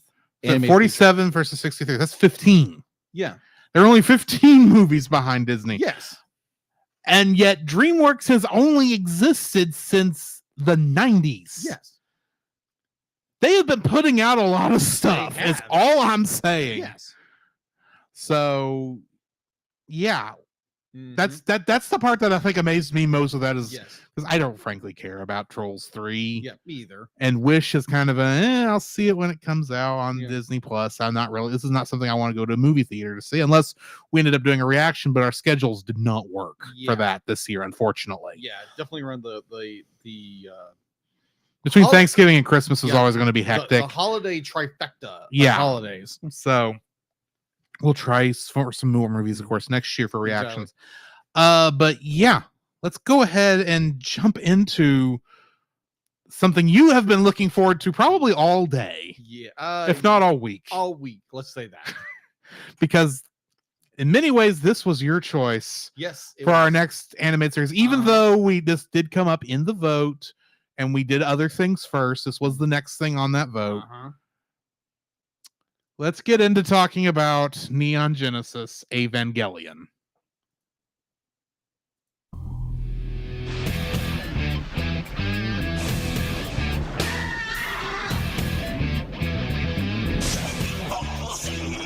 Card Captors, a mystic adventure. Card Captors, a quest for all time. She is the one named Sailor Moon. Pokemon, gotta catch 'em. It's you and me. I know it's my destiny. Pokemon. It's time to do. Digimon, digital monsters, Digimon Scarlet Champions. Yayo. Oh, set sail for One Piece. Yo, Shinji, get in the robot. Your dad loves you, get in the robot. The cockpit's too small for a grown-up. Kick some butt in your robot.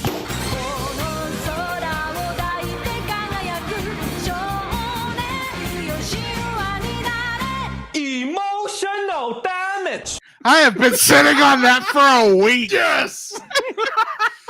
For those of you who don't know what any of that was, those were all the American English themes for many of our favorite animes, both mine and Jacob's. Started off with Rock the Dragon from Dragon Ball Z. Yes. Then went into the theme to Card Captors. Yes. Not Card Captor Sakura. Card Captors. And then Sailor Moon, of course. And then Pokemon. Yes. Because you got to have Pokemon. It's the 90s anime everyone Yes. fell in love with. Yes. And then I thought it was funny since I knew Digimon had to go on there next. Because, Yes, it A, had to. your show, B, they were the two fighting at the time. Yes. So I thought it was funny that Pokemon have to duel Digimon. Which, of course, Yu-Gi-Oh! In between there. Yes. And then that One Piece rap Oh gosh. From the 4Kids. from the 4Kids, which leads right into the Lost 4Kids Yes. opening to Evangelion, which is not actually a Lost 4Kids opening. It was a video audio. Yeah, it was a video spoof. I don't have the guy's name. I saw it on YouTube. You look for the Lost 4Kids Evangelion dub, you will find it. Yeah, go look that up. It's absolutely hysterical. Yeah, there's probably more in that. And of course, we end with Cruel Angel's Thesis. Yes. Except there's one last little thing I put on there. And I thank Dallas Panda Marshall Mora for this, because every time I brought up we were doing Evangelion, he said there's only one thing I have to say: emotional damage. And I had to find that clip somewhere. And I don't remember this guy's name, but he is funny. I will say that. I will make sure I have all this information next time, because now I'm feeling horrible that I can't quote these people. But yeah, we are starting our review of Neon Genesis Evangelion, our first anime TV show to do on this. And also the first thing we're reviewing that's not based on something else. That is in true. an animated series thing. So before you move forward, I just had to do that because the Yu-Gi-Oh thing. So I gotta give you props. That was done very well. Props. That was awesome. Especially since that was my second go. Yeah. And you didn't like my first one. Well, I mean, I wouldn't say I didn't like it. It was like it was a first take, and it wasn't as funny as my original vision was. Yeah. So, and It's that was done mostly very because that Lost 4Kids opening of Evangelion was Mm-hmm. different than every other version. True. And I couldn't edit it in very well. But anyway. Yeah. So yeah, we're starting Neon Genesis Evangelion. This is a long-running anime franchise, believe it or not. Starting with, of course, we've got this anime. Mm-hmm. Then there was a 2-movie sequel. Mm-hmm. One being the movie Death and Rebirth. The Death half is a recap of the whole series, while the Rebirth half eventually becomes the first third of the second movie, which is the end of Evangelion.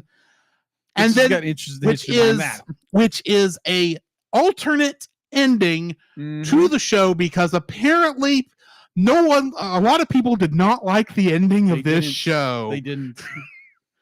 And the then director was like, okay, you want an ending. Okay, then there is a edit of both of those films edited together as Revival of Evangelion. Really? Which edits the films together.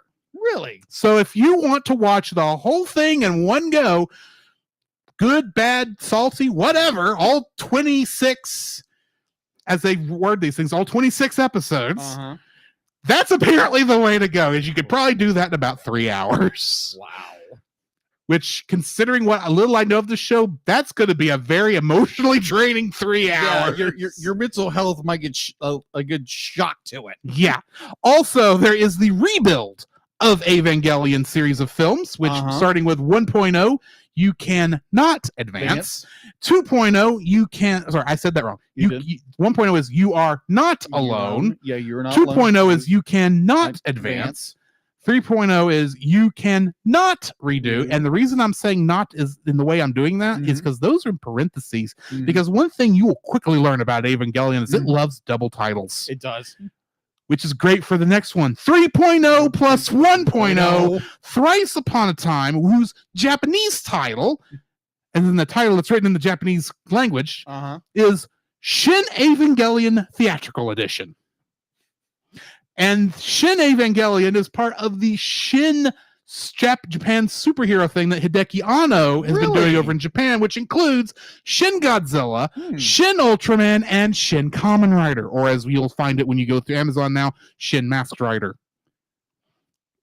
It is all part of this marketing thing that he was doing with all these Really? same movies that all had the word Shin in them. Really? Mm-hmm. That is interesting. Also, fun fact, Shin is actually in the Japanese title of the show. Yes. So we'll get to that in a minute. Yes. Quick history, though, because I'll be honest, I put a little more work into this than normal because You pulled an 8. I did pull an 8. But the reason I put some more work into this is because I can't assume you like when we started X-Men, Mm-hmm. I kind of assumed you knew what X-Men was. Yes. When we did Tangled, I assumed you'd listen to our review at least. Uh-huh. When we did Thundercats, we probably should have done more explaining. Yes. It's Thundercats. It's Thundercats. But doing this is like, this is easily the strangest, the most original thing. Yeah. What's the strangest, most original thing we've done? And strange. It is strange. But before I guess I get into that quick history, I should be nice and ask you to tell us, what is this thing about? Okay. So Because this is definitely your pick. yeah. This is something I have tried to watch a couple of times, but never I can could. see why it's But it's kind of hard to never, introduce somebody. never could get into. Yeah. You know what this whole thing is about. Tell us what this whole thing is about. Well, I wouldn't go that far. The same be like, oh, I know the entire like this and this and this and this. I don't know all that, but I've enjoyed it since I was a lot younger. So to give a quick synopsis, I actually found this and I thought it was a very good synopsis of this show.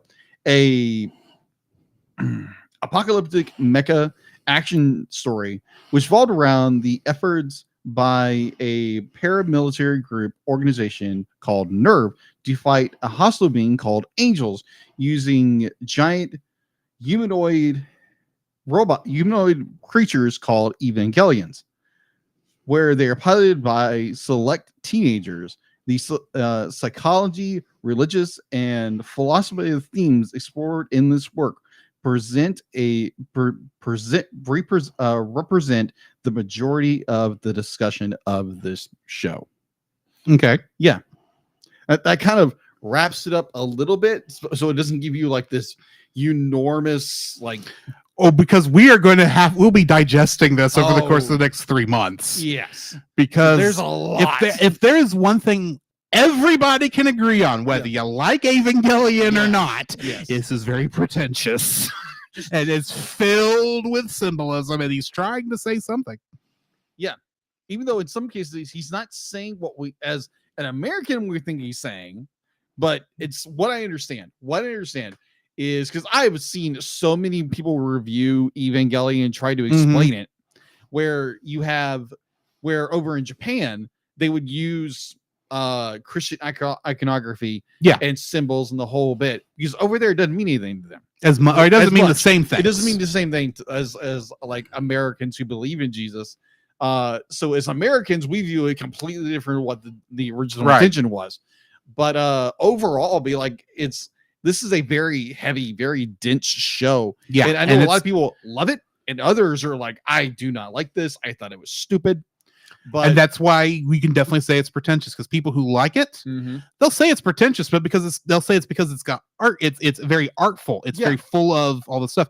Whereas those people who don't like it, they'll say it's pretentious because just like the word pretentious actually means, they feel it's presenting itself as more important than it actually is. Agreed. And probably it's a little of both. It is a little above. So sorry, go ahead. So for me, like watching this, I found myself drawn to this when I was probably like an early teenager, because it came out in 1996, I believe. I believe that's right. Yeah, I think it was 96, and it was on. I can tell you, production started in 90, or as early as 93. Yeah, 93. Then it came out probably like 94, 95.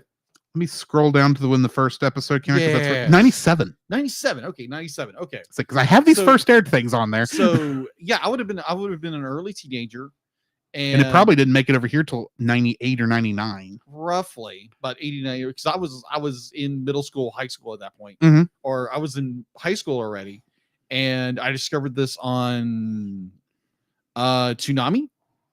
I'm assuming it was either maybe not Toonami itself, because I think Toonami was still a daytime show. Yeah, Then this may have been late night Adult Swim, maybe around the same block of when they were originally showing Cowboy Bebop and Outlaw Possibly. Star and things of that Possibly. nature. Granted, I never saw this on television. Okay. I don't even remember it being advertised. Okay. So it may have just been I missed it. Okay. Fair. But like overall, be like I remember watching this, and I remember like watching it maybe for the wrong reasons at the time, because it was like, ooh, this and this and this and this. And like now, as a retrospect as an adult, I'll be You're like, catching other things in there. I'm catching other things, because it's like, ooh, it's mega fights. Ooh, it's this. Ooh, it's this. And then now as an adult, I'd be like, oh, I'm catching all the symbolism. I'm catching this. I'm catching all the Christian iconography they're doing and the Jewish mysticism they're doing. Oh, is there a lot of Jewish mysticism in this? A lot of it. What And, little I've come up with just on the research for these 2 episodes, it's like, yeah, you're not kidding. wow, you people Yeah. dug too far. Yeah. Well, they're gonna be like, This is worse than when Ultraman revealed he was actually Noah back in the day. really? Yeah, there was one episode. It's like, Oh, okay. he was Noah? Why? Or Noah was an ultra being. Oh, but he was an ultra being. whether it's the Okay. same Ultraman, I don't know. I gotcha. But But it was that was a weird episode. yeah. So I think it's just like whenever you watch something from a younger age, be like as an adult, you perceive it or you tackle it from a different perspective. And like watching it now, because like when I watched it then, there was a different perspective. I was a lot younger, and your attention was drawn to other parts of things. Mhm. So now as an adult, be like you see those parts, I'm like, okay. Now you see it now watching it for this time around. Yeah. This time around. I have a heavy appreciation of what they're doing story-wise. And I was very fortunate because I bought this set at Yeah. Walmart. Now it's worth like $300 and some dollars. Yeah. So a little bit of my history with this. Okay. Granted, I've tried to watch this show 3 times, but let me back up. Sometime between when I got out of high school Okay. and when I went back to college, Okay. I left anime behind for a bit for one reason or another. I guess maybe I didn't have time or whatever. And as I was coming back, was getting back into it, I Right. had a list of shows that I wanted. Mm-hmm. This was not quite on that list Okay. because I think I had heard about it this time, but I knew it was one of those like if I see it, Mm-hmm. might think of picking it up. Right. Because you get what you can get. Other shows that were on this were other ADV stuff because by this time ADV was dying Yeah. and it hadn't quite mutated into Sentai Filmworks yet. So other things would have been like Fully Cooley you couldn't get at the time, Yeah, which yeah. I remembered watching that. Really cool. Interesting. It's another weird It's one. another weird one. Quack Experimental Anime Excel Saga was one I was looking for Yeah. at the time. A couple other ADV classics that pretty much, unless Hastings, I miss Hastings. Oh my Unless god. it happened to have it, you weren't finding it. Yeah, that's true. And so a lot of the 2 or 3 ADV dubs, ADV animes I still have are because Hastings happened to have it when I was there. Or finally Funimation did a re-release of it and they used the same dub, which why not?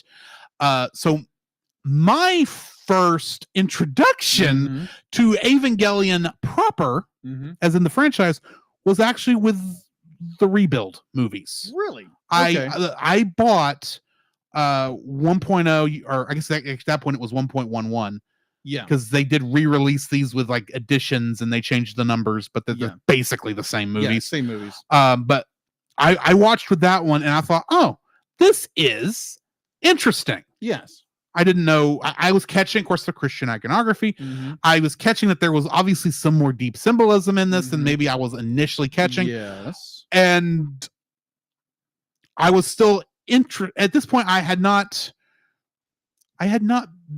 understand at this time how beloved this particular anime was by so much of the anime community. Yes. And so, but I enjoyed it. So when 2.0 came out, no, before 2.0 came out, I actually, and this is going to really age me, I attempted to rent the TV series anime off of Netflix DVD.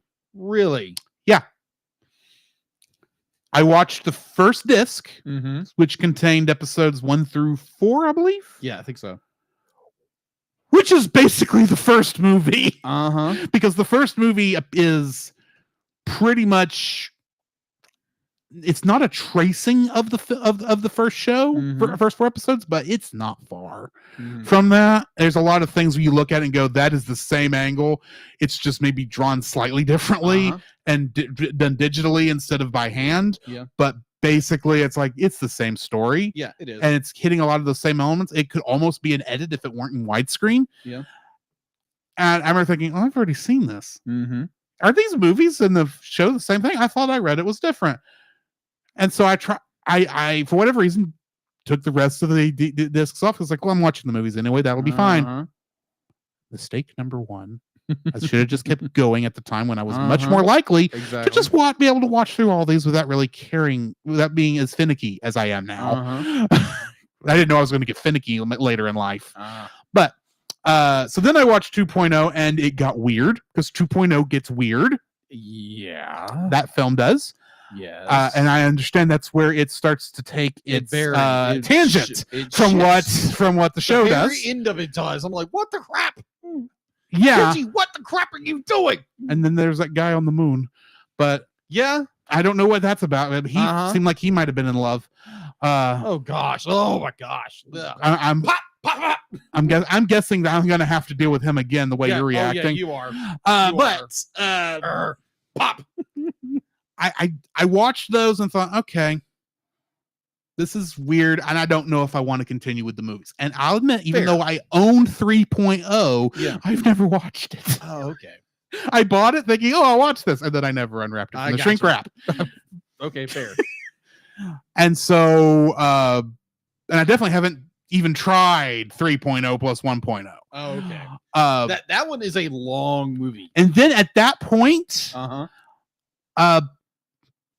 you know, a lot of the stuff just seemed to disappear where you couldn't find it anymore legally if Exactly. you wanted to, Yeah. because ADV was gone. Yeah. Most of its stuff got sold into what became Sentai Filmworks, which is Yes. basically ADV's child company, Yeah. except for whatever reason, Evangelion was never re-released through Sentai, so I guess they lost the license or something. Yeah. I know Funimation is the one who did the rebuild films. Yes. But that's because ADV couldn't, and there was Yeah. some weird deal that they had Yeah. for that. That's why the ADV, those rebuild films are actually using the ADV cast, Yeah. and 'Cause plus they're Gynax all in, fell apart. plus they're all in Texas. Yes. So and Gynax fell apart was part of that issue because exactly. after is it Gurren Lagann was their last show? I was actually looking at continue. I think it's Gurren Lagann or Gurren No, Lagann. it's- However you say the name of that show, Gurren Lagann. I've heard it both ways. That is a good one. Uh, Their last project was Wish Upon a Pleiades. I'm proud. I don't know that one. The Yeah, last it came one out I know that 2002. the last one I know people talked about was Gurren Lagann. I think the last one people talked about was actually painting stockings with garter. They don't count that. Yeah, so That's, I forget that's technically Yeah. Gynax, oh, but you it's can definitely tell it's Gynax. but it's entirely different True. than anything else they do. True. But yeah, Gynax pretty much died around that time, and so pretty much it took a little bit for Studio Kara, who Yeah. now is Hideki Anno's current company. He's the main writer for this, and it took them a bit before they got control of that back. Mhm. And then they sold the dub to Netflix. Yes, they did. And I'll get to some of the issues with that here in a second. But one of the big things is that's when I tried to watch it again when the Netflix dub came out. Yeah. And I can tell you, I got 10 episodes in. I didn't stop watching because I wasn't enjoying it or wasn't getting something out of it. I stopped watching because I needed to take a break and then I never came back. Okay, fair. I probably would have finished it then, but you know, stuff got ahead. So yeah, quick history though, before we get too much farther into this, because I have a feeling this is going to go a little long. A little. In July 1993, production ceased on a film that Gynax was working on at the time called Aoki Uru, which Hideki Anno was set to direct. Yeah. And it died simply because Gynax couldn't afford to make it at that time. Exactly. At that point, Hideki Anno agreed to a collaboration with King Records, which guaranteed them a time slot for something. Yeah. Anything. They said, just pick whatever you want. So it's like Hideki Anno was given a blank check. Yeah. Pretty much. And he was dealing with depression at the time. And that's what I'm getting to. Yeah, he was dealing with depression. So, and he is a big Ultraman fan. Yeah. And a fan of a lot of these older superhero tokusatsu stuff, and a fan of mecha. Okay. So he made a deconstruction of all these genres, plus shonen anime. Yeah.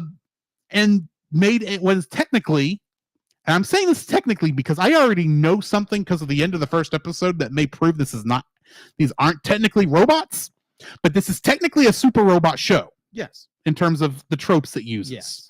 Which is different from Real Robot, which is what Gundam usually is. Yes. I say usually because G Gundam exists and it's not Real Robot. Anyway. Wait a minute. They're not real robots in G Gundam? They're super robots because they don't pilot them like they're tanks. Oh, okay. Like the other ones do. Okay. Gotcha. That's basically the difference is Real Robot feels more like it would be something we could engineer, even if some of the stuff is so fantastical. You are not making I guess actually now at the time you weren't going to make something that was using pretty much what we would now call motion capture to control your giant robot, but now you could. Yeah, true. So maybe G Gundam is now a real robot show. Right. Either way, the original early plotline for Evangelion remained stable throughout its development, although later episodes appear to have changed dramatically from the fluid and uncertain early conceptions. For example, originally there were 28 angels, not 17. Okay, we cut them down. And the climax would deal with the defeat of the final 12 angels and not with the operation of the Human Instrumentality Project. Yes. Also, the original design for the character who would become Shinji was a schoolboy who could switch to an angel form, and he was accompanied by his pet cat. Now, you take the pet cat out of this description, and you know what you have? Attack on Titan. I mean, I read that, I thought, they were ahead. Somebody read that thing and thought, we could do that. Okay, so that's what I've got for basically the early history of this. There is other things that are going to pop up, but we'll hit those when we get to the episodes. Yeah, well, 2 other things I've got left. Sorry, go ahead. So, kind of for me, like someone who's watched the series completely, it's for me right now. It's kind of like watching when we watch Tangled the series because there again, you're watching it. I kind of know what's going to happen. You kind of know. I know a couple of things that have been spoiled for me. In the past, some of it from the movies, which I know some of that's going to be different. Yeah, some of that from the fact that people don't shut up. Oh, that's true. It's an internet culture. It's the internet culture. I am still pretty much in the dark for like the very end of the show. Okay.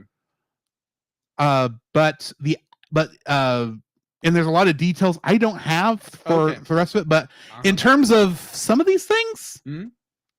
I may know some things. Okay. I know enough to know that this is going to get very depressing very fast. But yeah, we are kind of in that situation of Tangled the series where you know everything, I know nothing. Yeah, gotcha. Okay, so this is me interesting. Plus, let's be honest. With all the research I do for this segment, I am going to run into stuff from time to time. Yeah, of course. I have already run into a couple of terms. Yeah. And looked up what those terms were. Because it's like, what on earth are they talking about with this sentence? And you go, oh, I'm not supposed to know that yet. I'm curious, what term did you run into? LCL. ACL. Okay. LCL. ACL. LCL. LCL. Got it. I found out what that was. I now know what the orange juice is. Or I have an idea what the orange juice is. Exactly. Thankfully, it's a lot cleaner than what I thought it was. Yeah, exactly. Anyway. Because this is an anime, it's important we talk about the music, at least the opening and closing themes for this, because that is a major thing for anime. Yes. The opening theme for this is A Cruel Angel's Thesis, which was written for the show and was performed by Yoko Takahashi. The song was written without any involvement from the show's producers. Really? Yeah. The lyricist, Neko Owaima, had next to no knowledge of the show. She simply skimmed through a proposal for the show and watched unfinished versions of these first 2 episodes on fast forward. Wow. Okay, that makes sense. Only serving to broadly fit the anime with the song. Okaima described it as the perspective of a mother when her child leaves the nest. Okay. Kind of makes The sense. original song also included a male chorus, which was cut at director Hideaki Anno's request Mhm. in order to empathize maternal affection. Ah, that makes sense. The closing thing for this Bum, bum, bum, bum, bum. is Fly Me to the Moon. Mhm. Originally, this was a pop standard written by Bart Howard in 1954, Mhm. and the original title was In Other Words. Mhm. Felicia Sanders introduced the song in cabarets. The song became known as Fly Me to the Moon from its first line, and after a few years, the publishers changed the title to that officially. Yes. Frank Sinatra included this song on his 1964 album, It Might As Well Be Swing, accompanied by Count Basie. Mhm.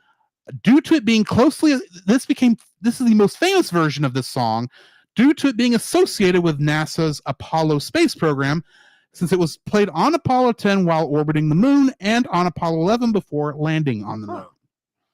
Numerous versions of this piece were used with Evangelion on their Laserdiscs, VHSs, as well as when the show first premiered on television. But for the renewal DVD release, further new versions were produced. Every episode has a different version of Fly Me to the Moon. When you count the differences in length and between the on-air version and the video version and the DVD renewal endings at the end of the disc, it makes a total of 31 different versions of the song Fly Me to the Moon. However, those of us who are watching on Netflix, because this is the easiest version to get a hold of at this point in time, Yes. will not get to experience this because due to licensing issues, the Netflix version does not contain any version of Fly Me to the Moon, whether it be in the end credits or when it was used as insert songs in parts of episodes. And in the end credits, it is replaced by a piece of background music from the show titled Ray 1. Oh, okay. Which makes sense because Ray's in the background of that scene. Yeah. I could not find any official reason why they decided to not license the song. My understanding from all the different places I read is it was hard to find. It was hard for Netflix to get worldwide rights, and I'm guessing not that it was hard to get, but hard to get for the price they wanted to give it, since this was going to be a song that primarily played during the end credits. Which, let's face it, Netflix does have a very well-known feature called skip credits that pops up at the end and goes automatically when you barely have time to stop it. Yeah. So I guess their thought was, we don't care. This is going to be something most people aren't going to see. We don't want to really pay the price it's going to cost for us to license the song, much less all of the royalties to every single performer of this song in every different version for something most people are not going to watch. That's true. I'm not saying it's right. I'm saying that's probably the reason why. It was a pure business decision. I gotcha. But that's also not an official reason, nor is it confirmed. That is a guess on my part. As I mentioned before, each episode has two names. One in Japanese and one in English. These names do not translate to each other most of the time. Okay. I say most of the time because I'm going to immediately contradict myself with the first episode. Okay. Even the name of the series does this. Because Neon Genesis Evangelion is the English title, which is ironic because none of those three words are English. No. And They're the translated from Japanese title, Shinseki Evangelion, means, when translated into English, as New Century Evangelion. The word Evangelion is Latin for good news. It is actually the word used by the early Christian church that we now use that we now use the term gospel. As gospel is an old English word, basically having its root in the word Evangelion. So literally, while the Japanese name could translate out to the gospel of the new century, the English name would translate out to the beginning of a shiny new gospel. Yeah. Which, considering what all the Christian iconography and all this other stuff in here, is like, man, Hideaki Anno, you were just crazy at this point, weren't you? Yeah, it's like, oh, let's just use this and this. We have no idea what it means. And then us over here who are Christian, it's like, what the crap? So yeah, that is what I have for the show's introduction. Oh wow. Yeah. Let's get into the first episode. Okay, Angel Attack. Angel Attack, which is both the name of the English and the Japanese. This is the only episode where it's the same name. Really? Yes.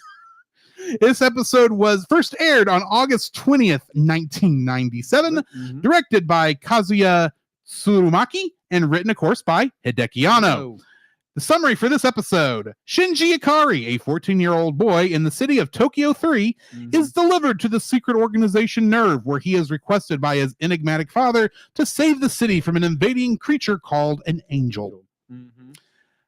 Now, because this is the first episode, we Yes. have a lot of cast members, and Yes. because there are 4 dubs of this, Yes. counting the original Japanese, it's going to take me a bit to get through this cast Okay, list. so before that, Billy, let our audience know Yeah. that we are actually You watching- watched the director's cut Yeah. of it, the ADV director's cut Yes. version. I watched the Netflix dub. Yes. I am going to go over all of them because honestly, if you get someone out there who preferred the original ADV dub, you Yeah. got someone who's just watching it in Japanese. Yeah. You might as well. We might as well touch on all Right, of it. right, right. So, Shinji Ikari in the Japanese version was voiced by Megumi Ogata, Spike Spencer in the ADV dub, Mhm. and Casey Mongello in the Netflix dub. Misato Katsuragi was voiced by Katono Mitsushi in the Japanese, Allison Keith in the ADV, and Carrie Kiranen in the Netflix. By the way, when I'm just saying ADV, that means they were in both the original dub and the director's cut. Got it. When I will specify when it changes. Mhm. Ritsuko Akagi was voiced by Yuriko Yamaguchi in the Japanese, Sue Ulu in the ADV, and Erica Linebeck in Netflix. Mhm. Rei Ayanami, who was only in this for a short second, Mhm. was voiced by Megumi Hayashibara in the Japanese, Mhm. Amanda Winley in ADV, and Ryan Bartley in Netflix. Gendo Ikari was voiced by Fumihiko Takichi in the Japanese version, Tristan Macaveri in the ADV original dub, John Swasey in the ADV director's cut dub, Hmm. and Ray Chase on Netflix. Which character is this? Gendo. Oh, Gendo Ikari. Yeah. Yeah. Kozo Fuyutsuki was voiced by Motomo Kiyokawa in the Japanese, Mhm. Gal Lund in the ADV, and JP Karliak in the Netflix. Maya Ibuki was voiced by Miki Nagasawa in the Japanese, Kendra Benham in the ADV original, and Monica Rial in the director's cut, Mhm. and then Kristen Marie Cabaneros in the Netflix. Sorry, Cabanos. I said the name wrong. Really sad when it was the Spanish name that Mhm. messed me up Gotcha. with all these Japanese names. Makoto Hyuga was voiced by Hiroyuki in the Japanese, Matt Greenfield in the ADV, and Daniel M.K. Cohen in the Netflix. Shigeru Aoba was voiced by Takahito Koyasu in the Japanese, Jason C. Lee in the ADV original dub, Vic Mignogna in the ADV director's cut, and Billy Kametz in the Netflix. That's a lot of people's names. Mhm. Getting into the trivia. The featured angel in this episode Mhm. and in the next episode Mhm. is Sachiel, Mhm. though it's spelled Sachiel. Mhm. I had to double check a lot of this. So yeah, Tokyo 3, that the main setting of this Mhm. is actually southwest of where Tokyo actually is. Okay. Like by like 30, 40 miles. Oh wow. It is located where the current town of Hakone is. Okay.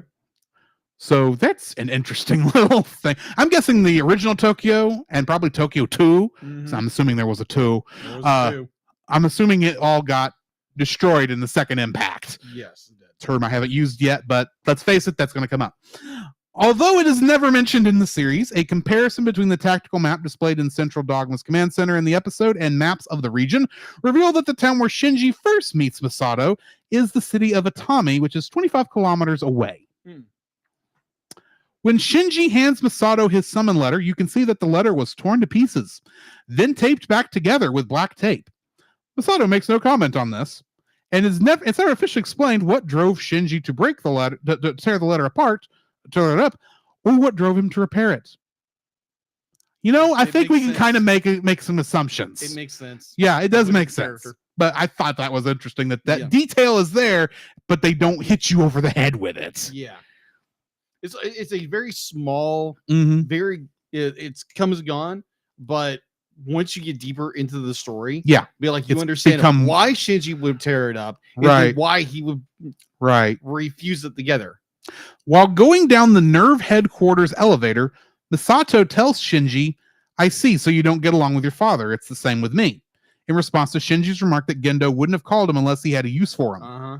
This is one of the many similarities between Shinji and Misato Yes. that are noted or established throughout the series. Yes. Misato mailed Shinji a photo of herself to let him know what she looked like when she Yes. picked him up. Oh my god. It is a highly inappropriate photo of her in revealing clothing and posing, winking at Shinji and giving him the V sign. The Japanese writing on it translates to Shinji. It's the character. Yeah, it translates as to Shinji. I'll be Uh-huh. picking you up, so wait for me, okay? Mhm. Misato also punctuated the photo with a highly inappropriate message. Check these out. It's Masato. That's Misato. That's Masato. I can already tell she's going to be interesting. She is. Ritsuko tells Misato that the odds of Ava Unit 1 activating are 0. tons of zeros, 9%. Yeah, I'm saying it that way because I don't want to guess how many zeros that is. that's a lot of It's zeros. a lot of zeros. She calls this she says that the 09 system seems to be a fitting thing to call it. Mm-hmm. This is a pun in Japanese. Really? In fact, the English dub, I don't know which English dub, but inserted an extra line clarifying this, with Ritsuko explaining that 09 is a pun on Onai, or as we usually hear it over here, Oni, Oni. Okay, so what is the Oni? Japanese word for demon. Oh, okay. Yeah, that makes sense. Ava 01 is also designed with the traditional Oni as an inspiration. Oh, okay, that explains why she says later be like, oh yeah, like or a demon. Yeah. Gendo never properly wears his uniform, even while in front of the Japanese Strategic Special Self-Defense Force Of course. generals, who at the time are technically his superiors. Fuyutsuki keeps his uniform properly zipped up the entire time, but Gendo just wears his uniform's jacket open. It's possible this is just an economy of animation, though it can hint that Gendo has actually no respect for the JSSDF at all. No, he doesn't, That's probably more what it is. because he has alternative means to everything. Yeah, I already know some of this stuff, Yes. unfortunately, though. Yeah. I'm intentionally staying away from the ending of it. Yeah.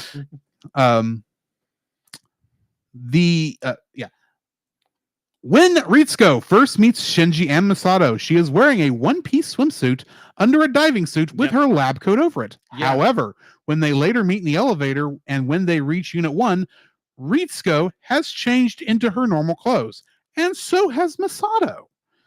They're supposed to be hurrying to Unit 1. Misato could conceivably just have thrown her jacket on, but Ritsuko apparently took the time to change her entire outfit. I never noticed that. It's like I keep You're not thinking- supposed to notice it. but for some reason now in my head I'm thinking Like- like did they change the elevator with Shinji right there? Misato would. Masato with a second would. I don't know about Ritsuko yet. Let's go. Yeah, we'll discover more about her later. The writing process for this episode took a long time, as much as 6 months, according to Anno, and the opening sequence was not yet finished. This is probably why a Cruel Angels thesis songwriter said she only watched 2 unfinished episodes, as she was probably called in during the production before Gainax would make the opening sequence based on the then unwritten song. Yes. The version of Fly Me to the Moon in this one is the normal version, sung by Claire Litley. Okay. Claire Litley, known under the pseudonym Claire, is an English singer born on November 26, 1968. In 1995, Evangelion producer Toshiyuki Omori went to London to find a singer to sing Fly Me to the Moon for the end of the anime. Claire Litley was interested in the project even though she had no idea what the project was. According to her MySpace page, The vocal arrangement for the song was her own, while the orchestral arrangement was by Toshi Omori. She personally feels that it is a beautiful track and was wonderful and an inspiration to sing to. Although she became known in Japan under the Claire pseudonym, she did not pursue a career in music and has never released a single or album. Nowadays, she's a graphic designer. Really? Yeah, So she went your route. she went my route. But I'm sure she still was making money off of this until Netflix decided we can't pay you anymore. So I will have to admit, this is that the in Japan and in a couple other places, you do get Fly Me to the Moon at the end. Okay. But America is one of the places you don't. Okay. VPN apparently is what you should be doing. Yeah. Because that's legal. Yeah. So yeah, that's what I have for the trivia for this episode. All I have to say for the This first... is, Go ahead. let me start. Go ahead. As I said, I have watched this part of the story a number of times already. Right. I watched it as part of 1.0. I watched it when I watched the DVDs originally. I've watched well, this isn't exactly an adaptation of it, but it was an abridged version of it. That was funny. Many years ago, and I remembered it existed this morning, and I showed Jacob this right before we went Yes. live. That's Oh why my we were late. gosh. Oh my gosh, that was hysterical. Put that on. I'm not going to, because yeah, that's true. That's there are things in here I would not share on our Facebook page. That is true. But it is funny. Oh, it's so funny. It's wrong on so many levels, but it's funny. You're not kidding. It's like, Gendo? Really? Yeah, It's like, really? that's what he's doing. Yeah. I just Well, love the voice. I really, love the kinda really. voice of the third angel in that one. Hi guys, I think you dropped something. Oh, I get the feeling you guys don't like me at all.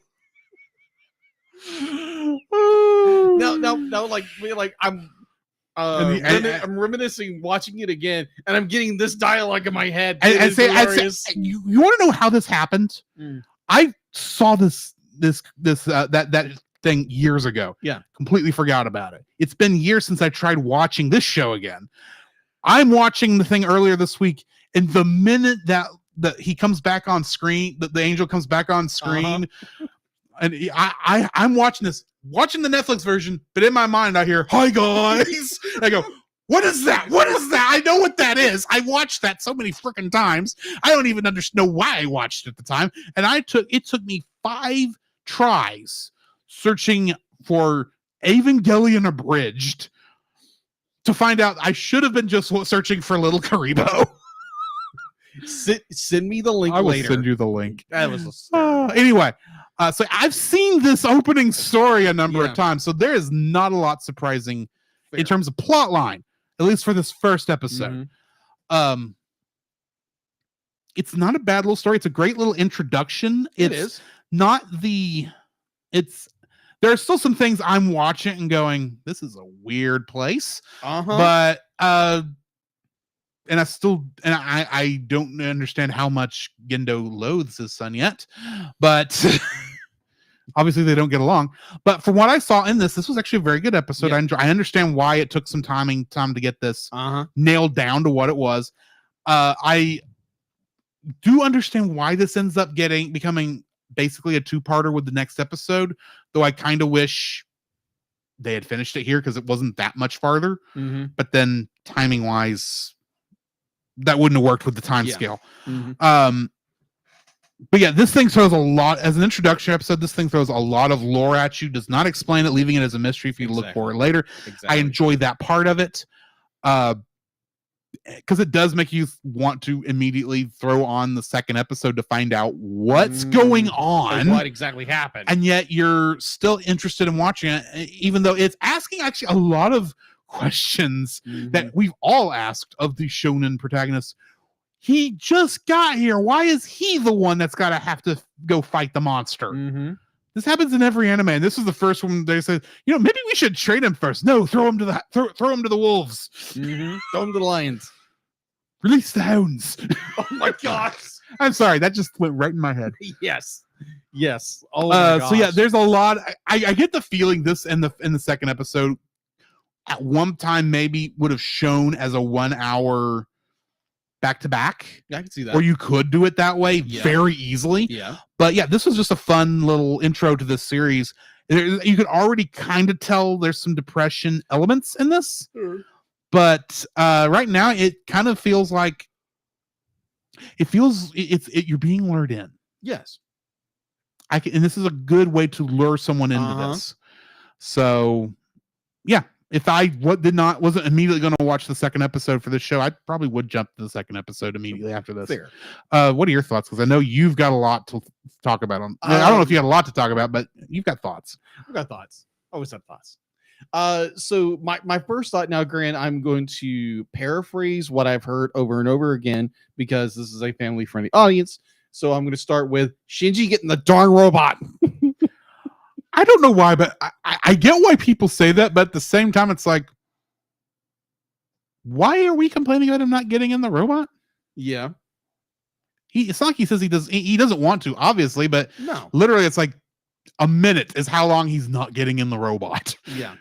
And literally it's just seeing Ray that makes him get in the robot. Yeah. I'm sure there's nothing symbolic of that whatsoever. No, of course not. But we'll see what we'll get there. We'll get there when we get there. Yeah, of course. So again, like watching the show, be like you're first introduced to Shinji and using this very static imagery, and Shinji be like you get the angel, you get introduced to Shinji, and then you get Masato, which was like, oh my gosh, when I was a kid, oh my gosh, or a teenager, oh my gosh. Did you see that at a recent anime convention? The U.S. Army was recruiting with a cosplayer of Masato. You're flipping kidding me. I'm not. Pull a picture of I will do so. Okay, so this, it's a great introduction of a character who obviously doesn't want to be here, but he feels he has to be compelled to be here. And I love the dynamic. You get Masato, who shows up, is this very bubbly character, but you know something's amiss, and you know something's like amiss. Be like you get these feelings or vibes that something about Masato. There's something behind Shinji. We don't know yet. If you watch the series, you know behind it, but as a beginner watching it, you don't know. So a great introduction to characters, and then you get I'm forgetting her name at the moment. Ritsuko. Yeah, we're introduced to Ritsuko, we're introduced to Gendo, we're introduced to all these characters, and they're all very mysterious. Sorry. Oh my Keep gosh. talking. I'm trying to But- get up to it. But you have these like, oh my gosh. Like I love this first episode because it builds in so much mystery and so much lore of what's going on and why these characters are doing this. And we're introduced to Nerf headquarters. We're introduced to the Evangelion 1 or Unit 1. Ava Unit 1. Ava Unit 1. We're introduced to that character and hot. Yeah. Gotcha. Gotcha. Wow. Okay. Masato recruiting for the army. Hot dang. Anyways, That's how you get the anime nerds to you join get the army. nerds to do that. Yeah, just have Masato show up. Oh, wow. Let me get my track of thought. It's Sorry. like, oh my gosh. Okay. So there's a lot of setup, and then you get, it's like, because we're introduced to Unit 1, and there's just like so much of like Shinji won't do it, or he's too afraid to do it. That's a big thing throughout the entire series of Shinji being afraid. That's actually something I forgot to mention that I had in the notes. The theme for that original movie that got canceled was Don't Run Away, and that theme was carried over into the beginning of I mustn't run Evangelion. away. I mustn't run away. I mustn't run That's away. going to come up. I know. Yeah, it does. That's one thing. That's one of the things I did know. Yeah. Was I mustn't run away. I mustn't run away. It's against my will. It's against my will. Yeah. So we get this introduction of all these characters. We don't know who they are yet. No. Eventually we'll discover who they really are. You can tell that they are fully realized characters, though, Yeah. in this first episode. Yeah. Even if you don't understand any of their motivations yet. No. And then we get introduced to Ray. Like, Ray is a character. Well, that's the one we get like almost no information on, other than she's the other pilot. Yeah, she's the other pilot. There was some kind of incident. Mhm. She's injured, but of course, Gendo is more like, well, she's not dead yet. Get her out here. Yeah. And that motivates Shinji, because you get this famous line, be like, I mustn't run away. I mustn't run away. Be like, I'll do it. I'll pilot it.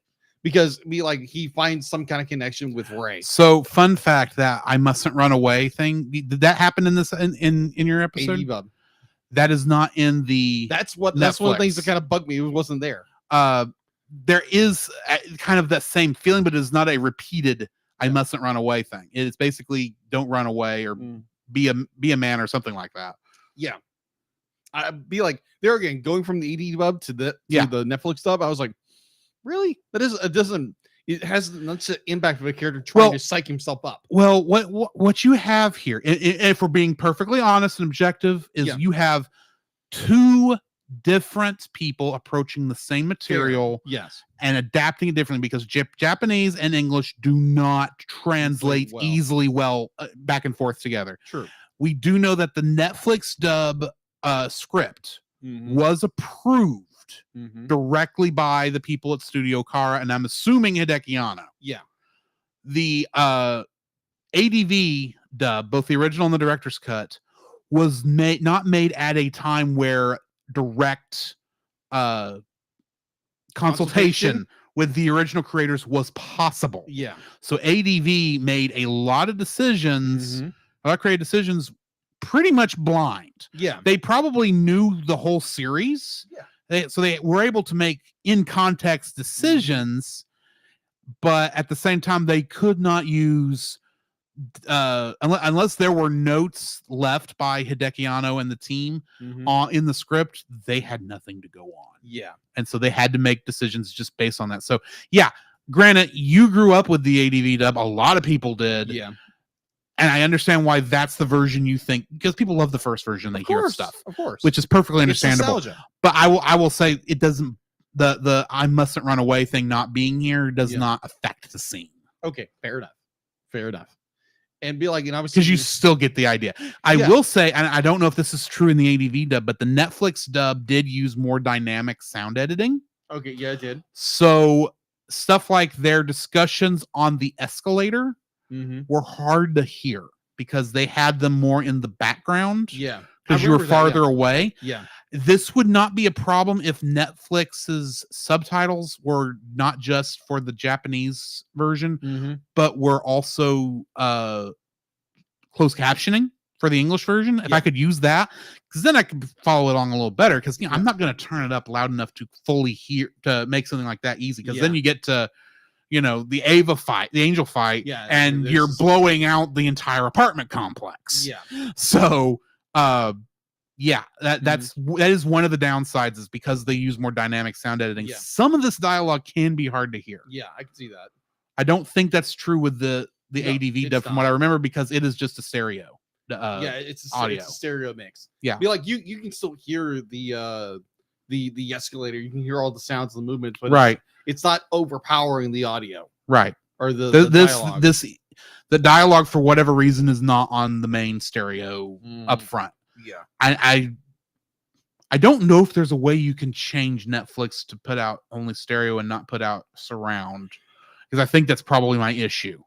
But it could also just be they didn't mix it for stereo. They only mixed it for surround. So I don't know. That's a possibility.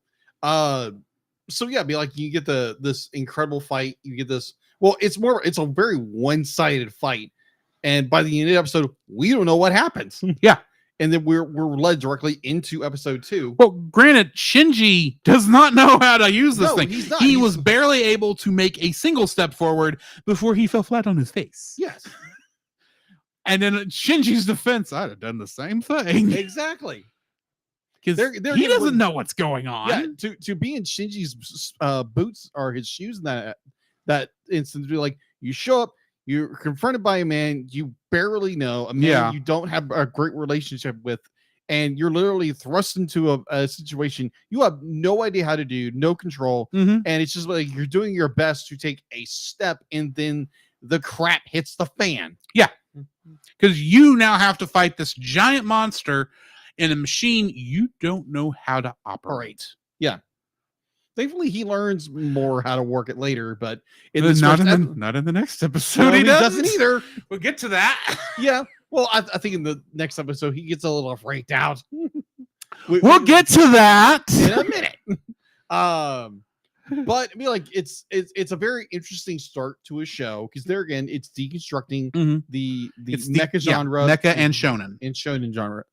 But it's I've always enjoyed this first episode because you get this very interesting dynamic of characters. Mhm. You're introduced to characters. You're not like immediately be like, oh, here's their backstory immediately. You're given like just enough information to hook you with what they're trying to tell you, and lead you into the next episode.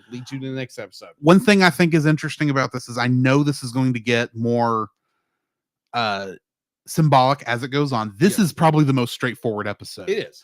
Because they don't have time No. to throw symbolism at you. Yeah, exactly. You don't know who half these people are. Yeah, you've got the angel, but they don't mention anything about terror fields or AT fields. whatever. AT fields, or the closest thing you get is the fluid that fills the plug with that they fill the plug with Yeah. while Shinji is in there. Yeah. And that at that moment just feels like it could be easily explained away as super tech goo that allows you. It could be It allows you to breathe liquid more. oxygen. Yeah, it's liquid oxygen. It's liquid oxygen. That is that easily explained away to where Yeah. if you're when you're watching us for the first time, Mhm. you don't even think about it. No. Because it really does feel like this is just the start of a rather strange mecha anime, Uh-huh. but still the start of a mecha anime. More will be explained later. Mhm. So yeah, you ready to jump into the second Yeah, episode? let's because there again, like this first episode, leaves off at a cliffhanger, and it gives you more. It's like, oh crap, what happened? Yeah. Because because it is no, be like you get where Shinji's down, and it goes. Doesn't it go berserk in the second episode or the first? It's the second Episode. The We get- first one ends. I think we actually jumped the gun a little bit when we mentioned him taking the steps, because I think that's not till the second episode. Those aren't the second episode. I think it ends with the face off. Yeah, that's I right. think I think you're right. that would make the most sense. Yeah, that's true. Because then it kind of it goes back and forth with the episode. Anyway, let's get into that next episode. Yes. This is the first one where the episode names are different. Mm-hmm. The English version is called The Beast. Mm-hmm. Japanese translates out to Unfamiliar Ceilings. That makes sense because that line of Mhm. unfamiliar ceilings. This episode first aired October 11th, 1995. Mm-hmm. Directed by Kazuya Tsurumaki and written by Hideki Anno and Yoji Inokido. Hmm. Synopsis for this one: in the wake of the previous battle, Masato hastily decides to let Shinji have a room in her apartment, where he discovers that just what an irresponsible person his new guardian is. Gosh. Shinji is also haunted by memories of his fight with the angel. Yes. The cast list for this, we only had 2 new characters, Okay. thankfully. Pippin. First is Keel Lorenz, the guy with that's the guy with the helmet, the visor thing. Yes. Working in the conference room from Hades. Yes. I don't know what that organization is yet, even though I think I've actually seen the acronym already. Yeah. But I don't know what that is yet. Obviously they're the shadow government, basically. Basically. But he's the head guy of that one. Yeah. In the Japanese version, he was voiced by a guy named Mugihito. Mugihito? Mugihito. Mugihito. That's not 2 words. That's 1 word. Wow, that's a cool name. Rick Peoples in the ADV dub and DC Douglas in the Netflix dub. Okay. And Pen Pen, Yes, Pippin. voiced by Megumi Hayashibira in the Japanese version. Mhm. Amanda Wynn Lee in the ADV original dub. Mandy Clark in the director's cut. And Sharmi Lee in the Netflix. Really? Mhm. Interesting. Trivia for this episode. When Masato is channel surfing on TV while in the Nerve tent with Ritsuko, it is difficult to tell exactly what they are what's being said on the television. Mhm. However, the full lines of dialogue for the people on TV were actually included in the script. And they were included on this website that I found this on. Really? The woman on Channel 12 says the government administration's announcement was carried out this morning in the official residence of the Prime Minister of Tokyo 2. Mm-hmm. The man on Channel 4 says, as for participation of the SSDF in this incident not being recognized, this was negated. The woman on Channel 8 says they advocated for the UN's forces sortie into Japan was within the scope of the law.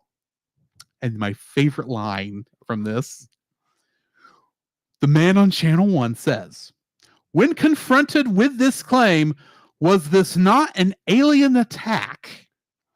They laughed, saying, this isn't manga. You're not wrong. Oh, that is hilarious. That is hilarious. Masato complains that it is hot out when they are in the truck transporting Ava Unit 1's helmet, and even with the air conditioning turned up, takes off several layers of clothing to be more comfortable. However, Ritsuko does not take off her heavy lab coat. Never does. This would seem to be emblematic of their personalities. Masato is casual and laid back, while Ritsuko is very professional and concerned with appearances. Mm-hmm. The shot of Masato grabbing Shinji's head from above while at their kitchen table visually parallels the shot when Sakiel grabs Ava 1's head from above. Yeah. Unit 1 is seen without its helmet on, revealing that Evangelions are clearly not robots, but mere living organic creatures with cybernetic machine and computer components grafted onto them. Ava Unit 1 can apparently regenerate battle damage just like an angel. It doesn't do this very often in the series, but it is the only Evangelion ever seen to actually do this. Mm-hmm. Until the movie. I'm just going off what it says. Mm-hmm. This is the first appearance of Pen Pen, Masato's warm water penguin.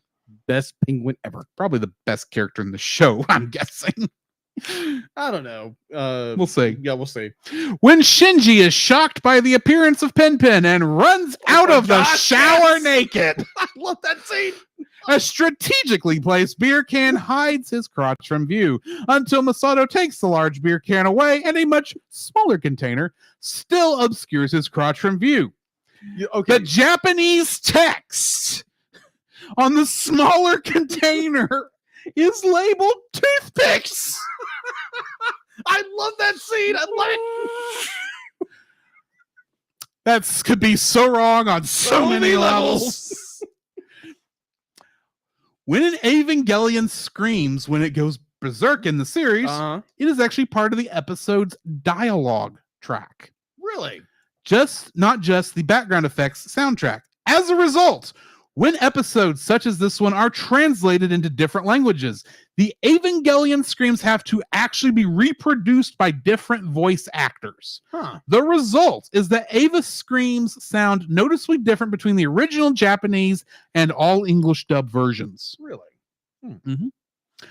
When Masato stops with Shinji at the convenience store to pick up food, she is illegally double parking her car. Of course. She doesn't simply just go over the dividing line between the lanes. No. Masato utterly ignores that the parking spaces are obviously arranged so that vehicles are supposed to park with their front facing the curb, and instead parks her car fully parallel to the curb so that it takes up 2 full spaces.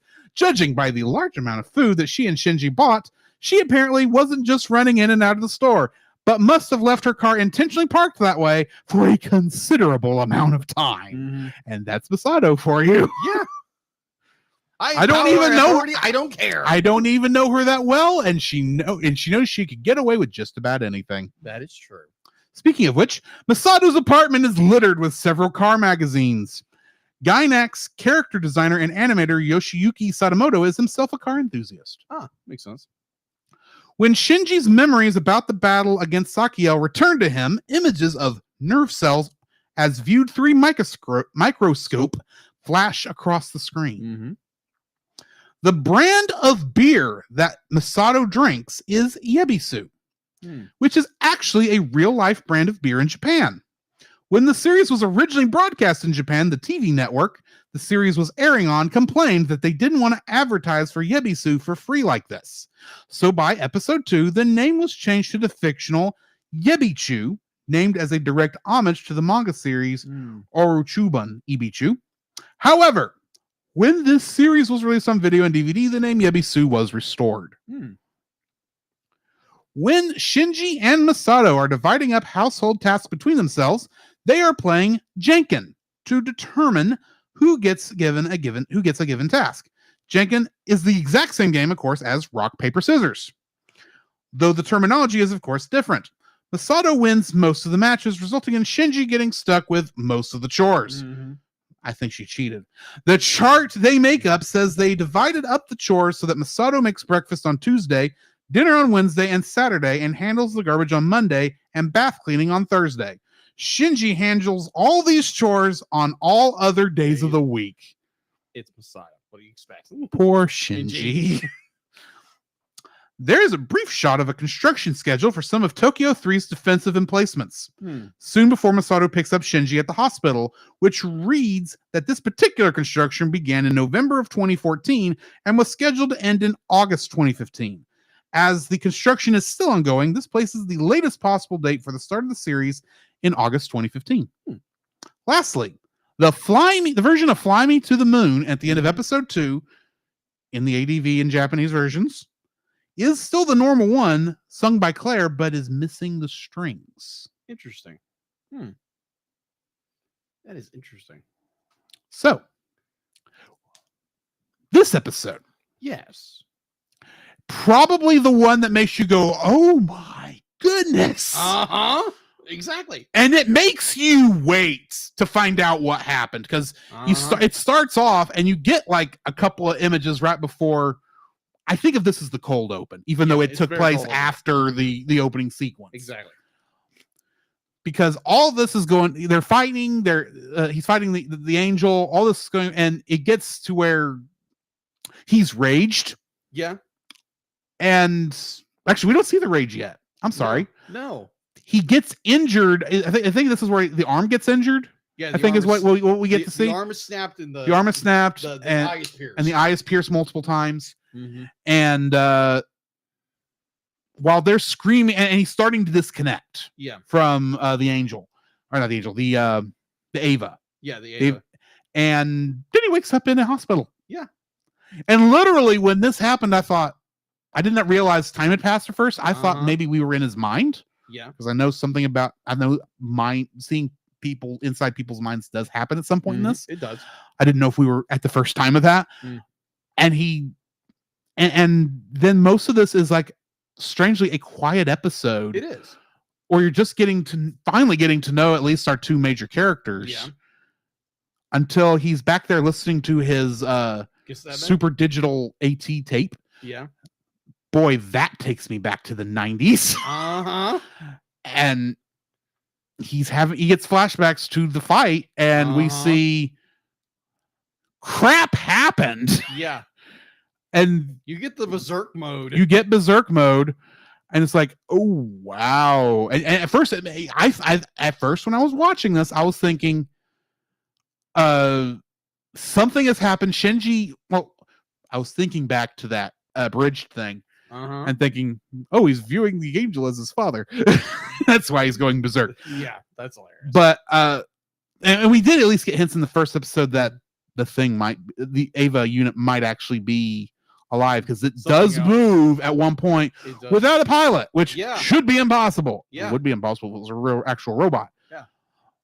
But we get a lot more than this, because I said I'm aware of some things. Yeah. That's all I'm saying. Gotcha. But we do get him. The angel gets. I keep saying that. Yeah. The Ava gets free. Yeah. Basically, and kills this thing. Yeah. Like obliterates this thing. Yeah. The head the helmet gets knocked off. I'm still not entirely sure how Shinji is able to see this through his screen. Yeah, you see, but he finally wakes up. Yeah, but he sees the eye. Yeah. Of the monster beneath the Ava. Yeah. And I'm thinking he's in that plug is in the neck, Yeah. the back of the neck, in the spinal column. Yeah. But it's got a connection to But it's got connections, but the helm. But that means the head, he's not looking through the eyes then Yeah. of the Ava, because that's otherwise he wouldn't be able to see the real thing's eyes. Yeah. So I'm still not entirely sure how I guess there must be other cameras out there that happen to be centered on that giant eyeball when it reforms, and will give you nightmares by watching it. Yeah. But proof that, oh, by the way, this isn't a robot. No, it's not. We're gonna treat it like a robot probably for a couple episodes. Yeah. But it's not a robot. No, it's not. not. And none of these things are robots, which I'd explain why Ava Unit 0 is going to take as long as Ray to heal. Yeah. Because it's actually physically got to heal. Yeah. While it's not going to regenerate like this one does. Yeah. But yeah, this is a lot of revelations, and yet it's also a nice, calm episode. Yeah. Despite the fact you get a lot of blood at one point from Ava Unit 1. Uh-huh. Yeah, what I love about this episode is you get this contrast of where it's like Shinji wakes up in a hospital, everybody's talking about the fight and everything like that, and then you get the revelation of what actually happened. And you get everyone's to be like, this is impossible, it can't do that. And when the Ava unit, or the berserk mode of the Ava goes in and just tears the AT field of this Ava. Yeah, that's the thing we did half. miss. Yeah, we didn't mention was he tears the AT field in half, which we still don't know what that is in context. No, you know exactly what it is. I grasp what AT field is. I have a suspicion based on some things I ran across, but we'll talk about that after the show. Yes. But overall, be like, it's a great episode. You get this huge revelation again where Shinji be like, we finally get to where Shinji is starting to understand what's happened. He gets a flashback and he leaves his massive eye. And it's just like, okay, this is something we weren't. I personally wasn't thinking when I first watched it. And watching it again, it's just like, okay, well, this is more than meets the eye. Haha. Yes. Like I said, I'd seen this part a couple times. I don't ever remember the eye. Oh, okay. I could not have missed it. And I don't think I could be wrong, but I don't think that's in the rebuild. But it has been a long time since I saw the rebuild. It is. Okay, so I just forgot about it. Yeah. But I don't remember the eye or the revelation that this thing was a living being. Yeah. I remember, based on I know some things we're going to see later, that I may have made that connection anyway. Yeah. But I didn't make the connection when I watched this episode, when I watched these stories originally. Yeah. Because I don't, like I said, I don't remember seeing Ava Unit 1 without the helmet. Yeah. Yeah, because I don't think that ever happens again, but we do get another or two or three other points of beast mode. Right.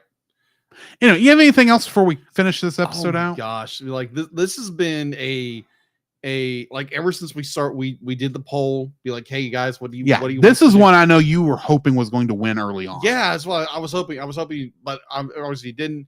And we went through X-Men, and we started with Lower Deck seasons 2 and 3. 2 and 3. Because we did that one, that actually won the poll by mere minutes. That is true. And then because X-Men won by the time most people saw it, because Facebook doesn't have a way to physically close a poll. Yeah, true. Which would have been nice. Yeah. And because there was an overwhelming call for X-Men, we immediately decided to go ahead and do that one next. True. And about halfway through X-Men, I just said, hey, do you want to just do Evangelion next? Yeah. It was the next thing on the list. I don't mind going ahead and watching it. I'll admit part of this was, let's get it out of the way. Because at some point, I know we need to watch End of Evangelion. It's been coming. Yes. Got to name that episode the way I want to name it, even though I know that doesn't mean what I think. I know that's not what it was. That's a lot of orange juice. That's a lot of orange juice. But yeah, I personally, I'm looking forward to diving into this because apparently we're deep diving into everything, which is great. I feel like this is something you have to deep dive into. Yes. Granted, with Tangled, I tried to deep dive as much as I could. Yeah. There wasn't a lot I could deep dive Right. because it's not a deep show. Yeah. Lower Decks, obviously, I deep dived as Mhm. much as I could. X-Men was hard to dive into at all because there just wasn't much True. I could take from it that outside of just saying this is from this show or this is from this era. Yes. And Thundercats was so straightforward, it's not even funny. True. Great show, don't get me wrong, but it Yeah. was a very straightforward adventure show. Yes. This is deeper. This Yeah. is Oh, I agree. obviously deeper. And granted, I am somewhat limited by where I can find trivia because half the stuff I don't know. Half what I read there, I'm assuming they're correct. Mhm. Now, I am also editing what they're putting there because I already know a few things from things that this wiki site that I'm getting this from, Ava Geeks, just goes ahead and says about different Everything. things. It's like, I don't need to know about that yet.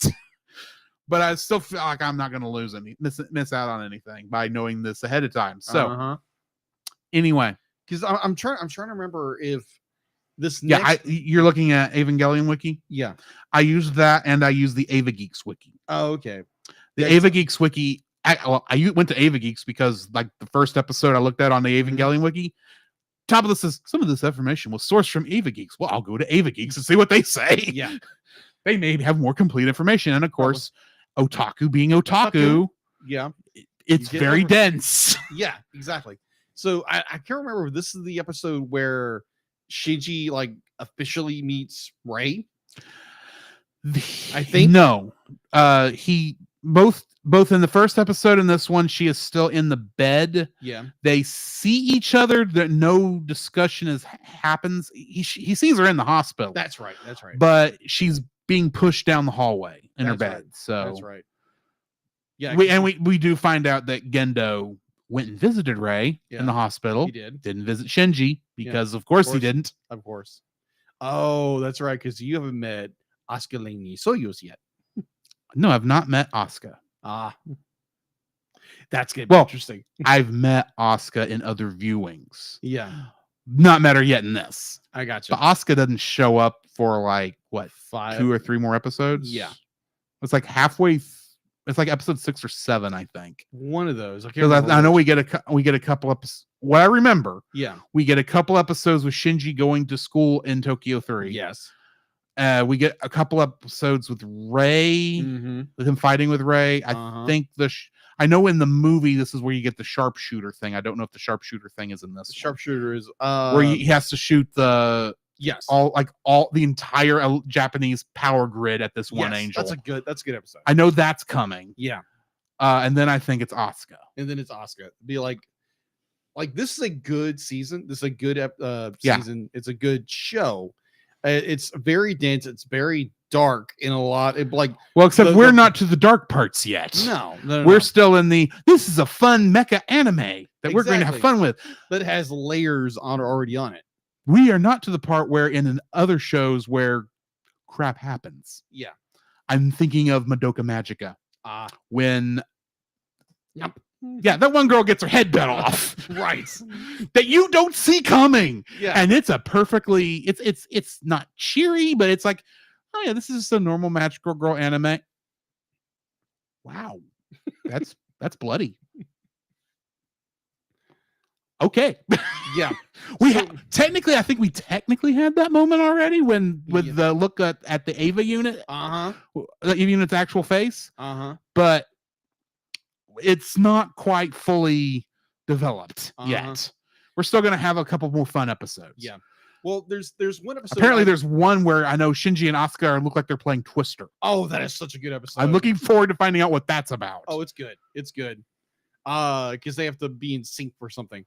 The episode I'm looking forward to because it kind of makes that turn in where it's more something goes awry and Shinji has to confront something. He has this revelation. It's like, oh, I can't do this.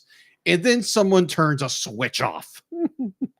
We'll get Turns there. a switch. We will get there when we get there. Yes. In the meantime, you got anything before we jump out? No. All right. In the meantime, this has been Drew. Oh, yeah, sorry. Next week, Yes. I should say what we're reviewing Yeah, next what are week. we And reviewing next this, I'm sorry. We've had so much time, so much fun doing this already. Mhm. And I'm thinking we need to finish the show. Yes. Next week, I'll be admit, I'm not sure which is mentioned. This is the English. I think the ones I have in parentheses are the English, and the ones I have They're English. outside is the Japanese. Yes. But episode 3, a transfer, the silent phone, and episode 4, Hedgehog's Dilemma, rain after running away. Yes.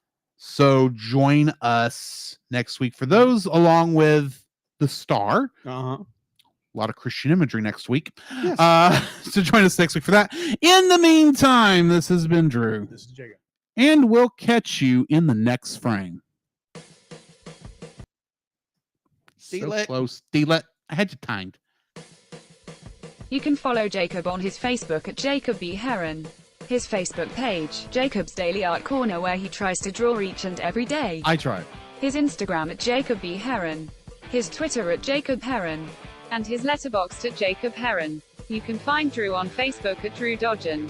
His Facebook page, Drew's Photo Bin, to see his photography. I'll update it one day. His letterboxd page at ggeorge759. His Twitter at ggeorge759. And Instagram at Drew Dodgen. You can like us on Facebook at the Cellcast Podcast. On Twitch at the Cellcast Gaming. On YouTube at Cellcast. On Twitter at cast_cell. The Cellcast can be found at Apple Podcasts, Google Play Podcasts, Stitcher, Spotify, or anywhere else fine podcasts are downloaded from. Please rate and review us where you found us, and also on Podchaser. Email us at thecellcastpodcast@gmail.com. The Cellcast is a proud member of both the Pop Americana and Culture Box media networks. For more information, please see the link in the description. Our theme song is Drop and Roll by Silent Partner.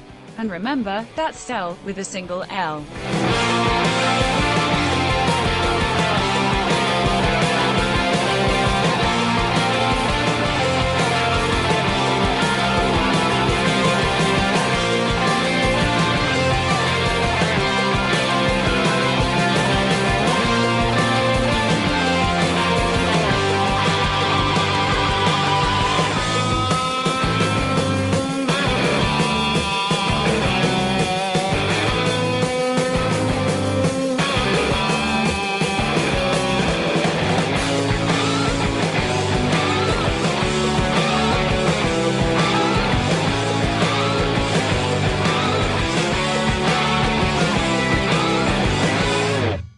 Emmet, get in that robot. Yo, Shinji, get in the robot. Your dad loves you. Get in the robot. Don't eat a rice ball, eat a donut. Get inside that robot. Perfect. Perfect. Thank you guys for joining us. Oh my gosh. Gotta find someone. Oh, this is so good. This was so good. I will throw y'all, those of you in the Twitch chat. I don't know if there's anyone in the Twitch, actually. I don't know. There's one in the Twitch. So I'm going to send Twitch over to Bookie Gaming. Nice. So y'all go have fun with him. I don't know what he's playing. Oh, Turtles. That makes sense. He's trying to speed run that game. Huh. So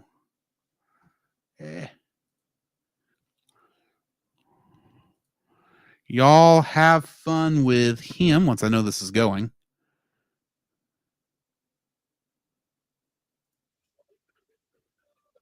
Nice. Did the raid go? I think the raid went. Oh, yeah, there it goes. Nice. And then I gotta go blink. And then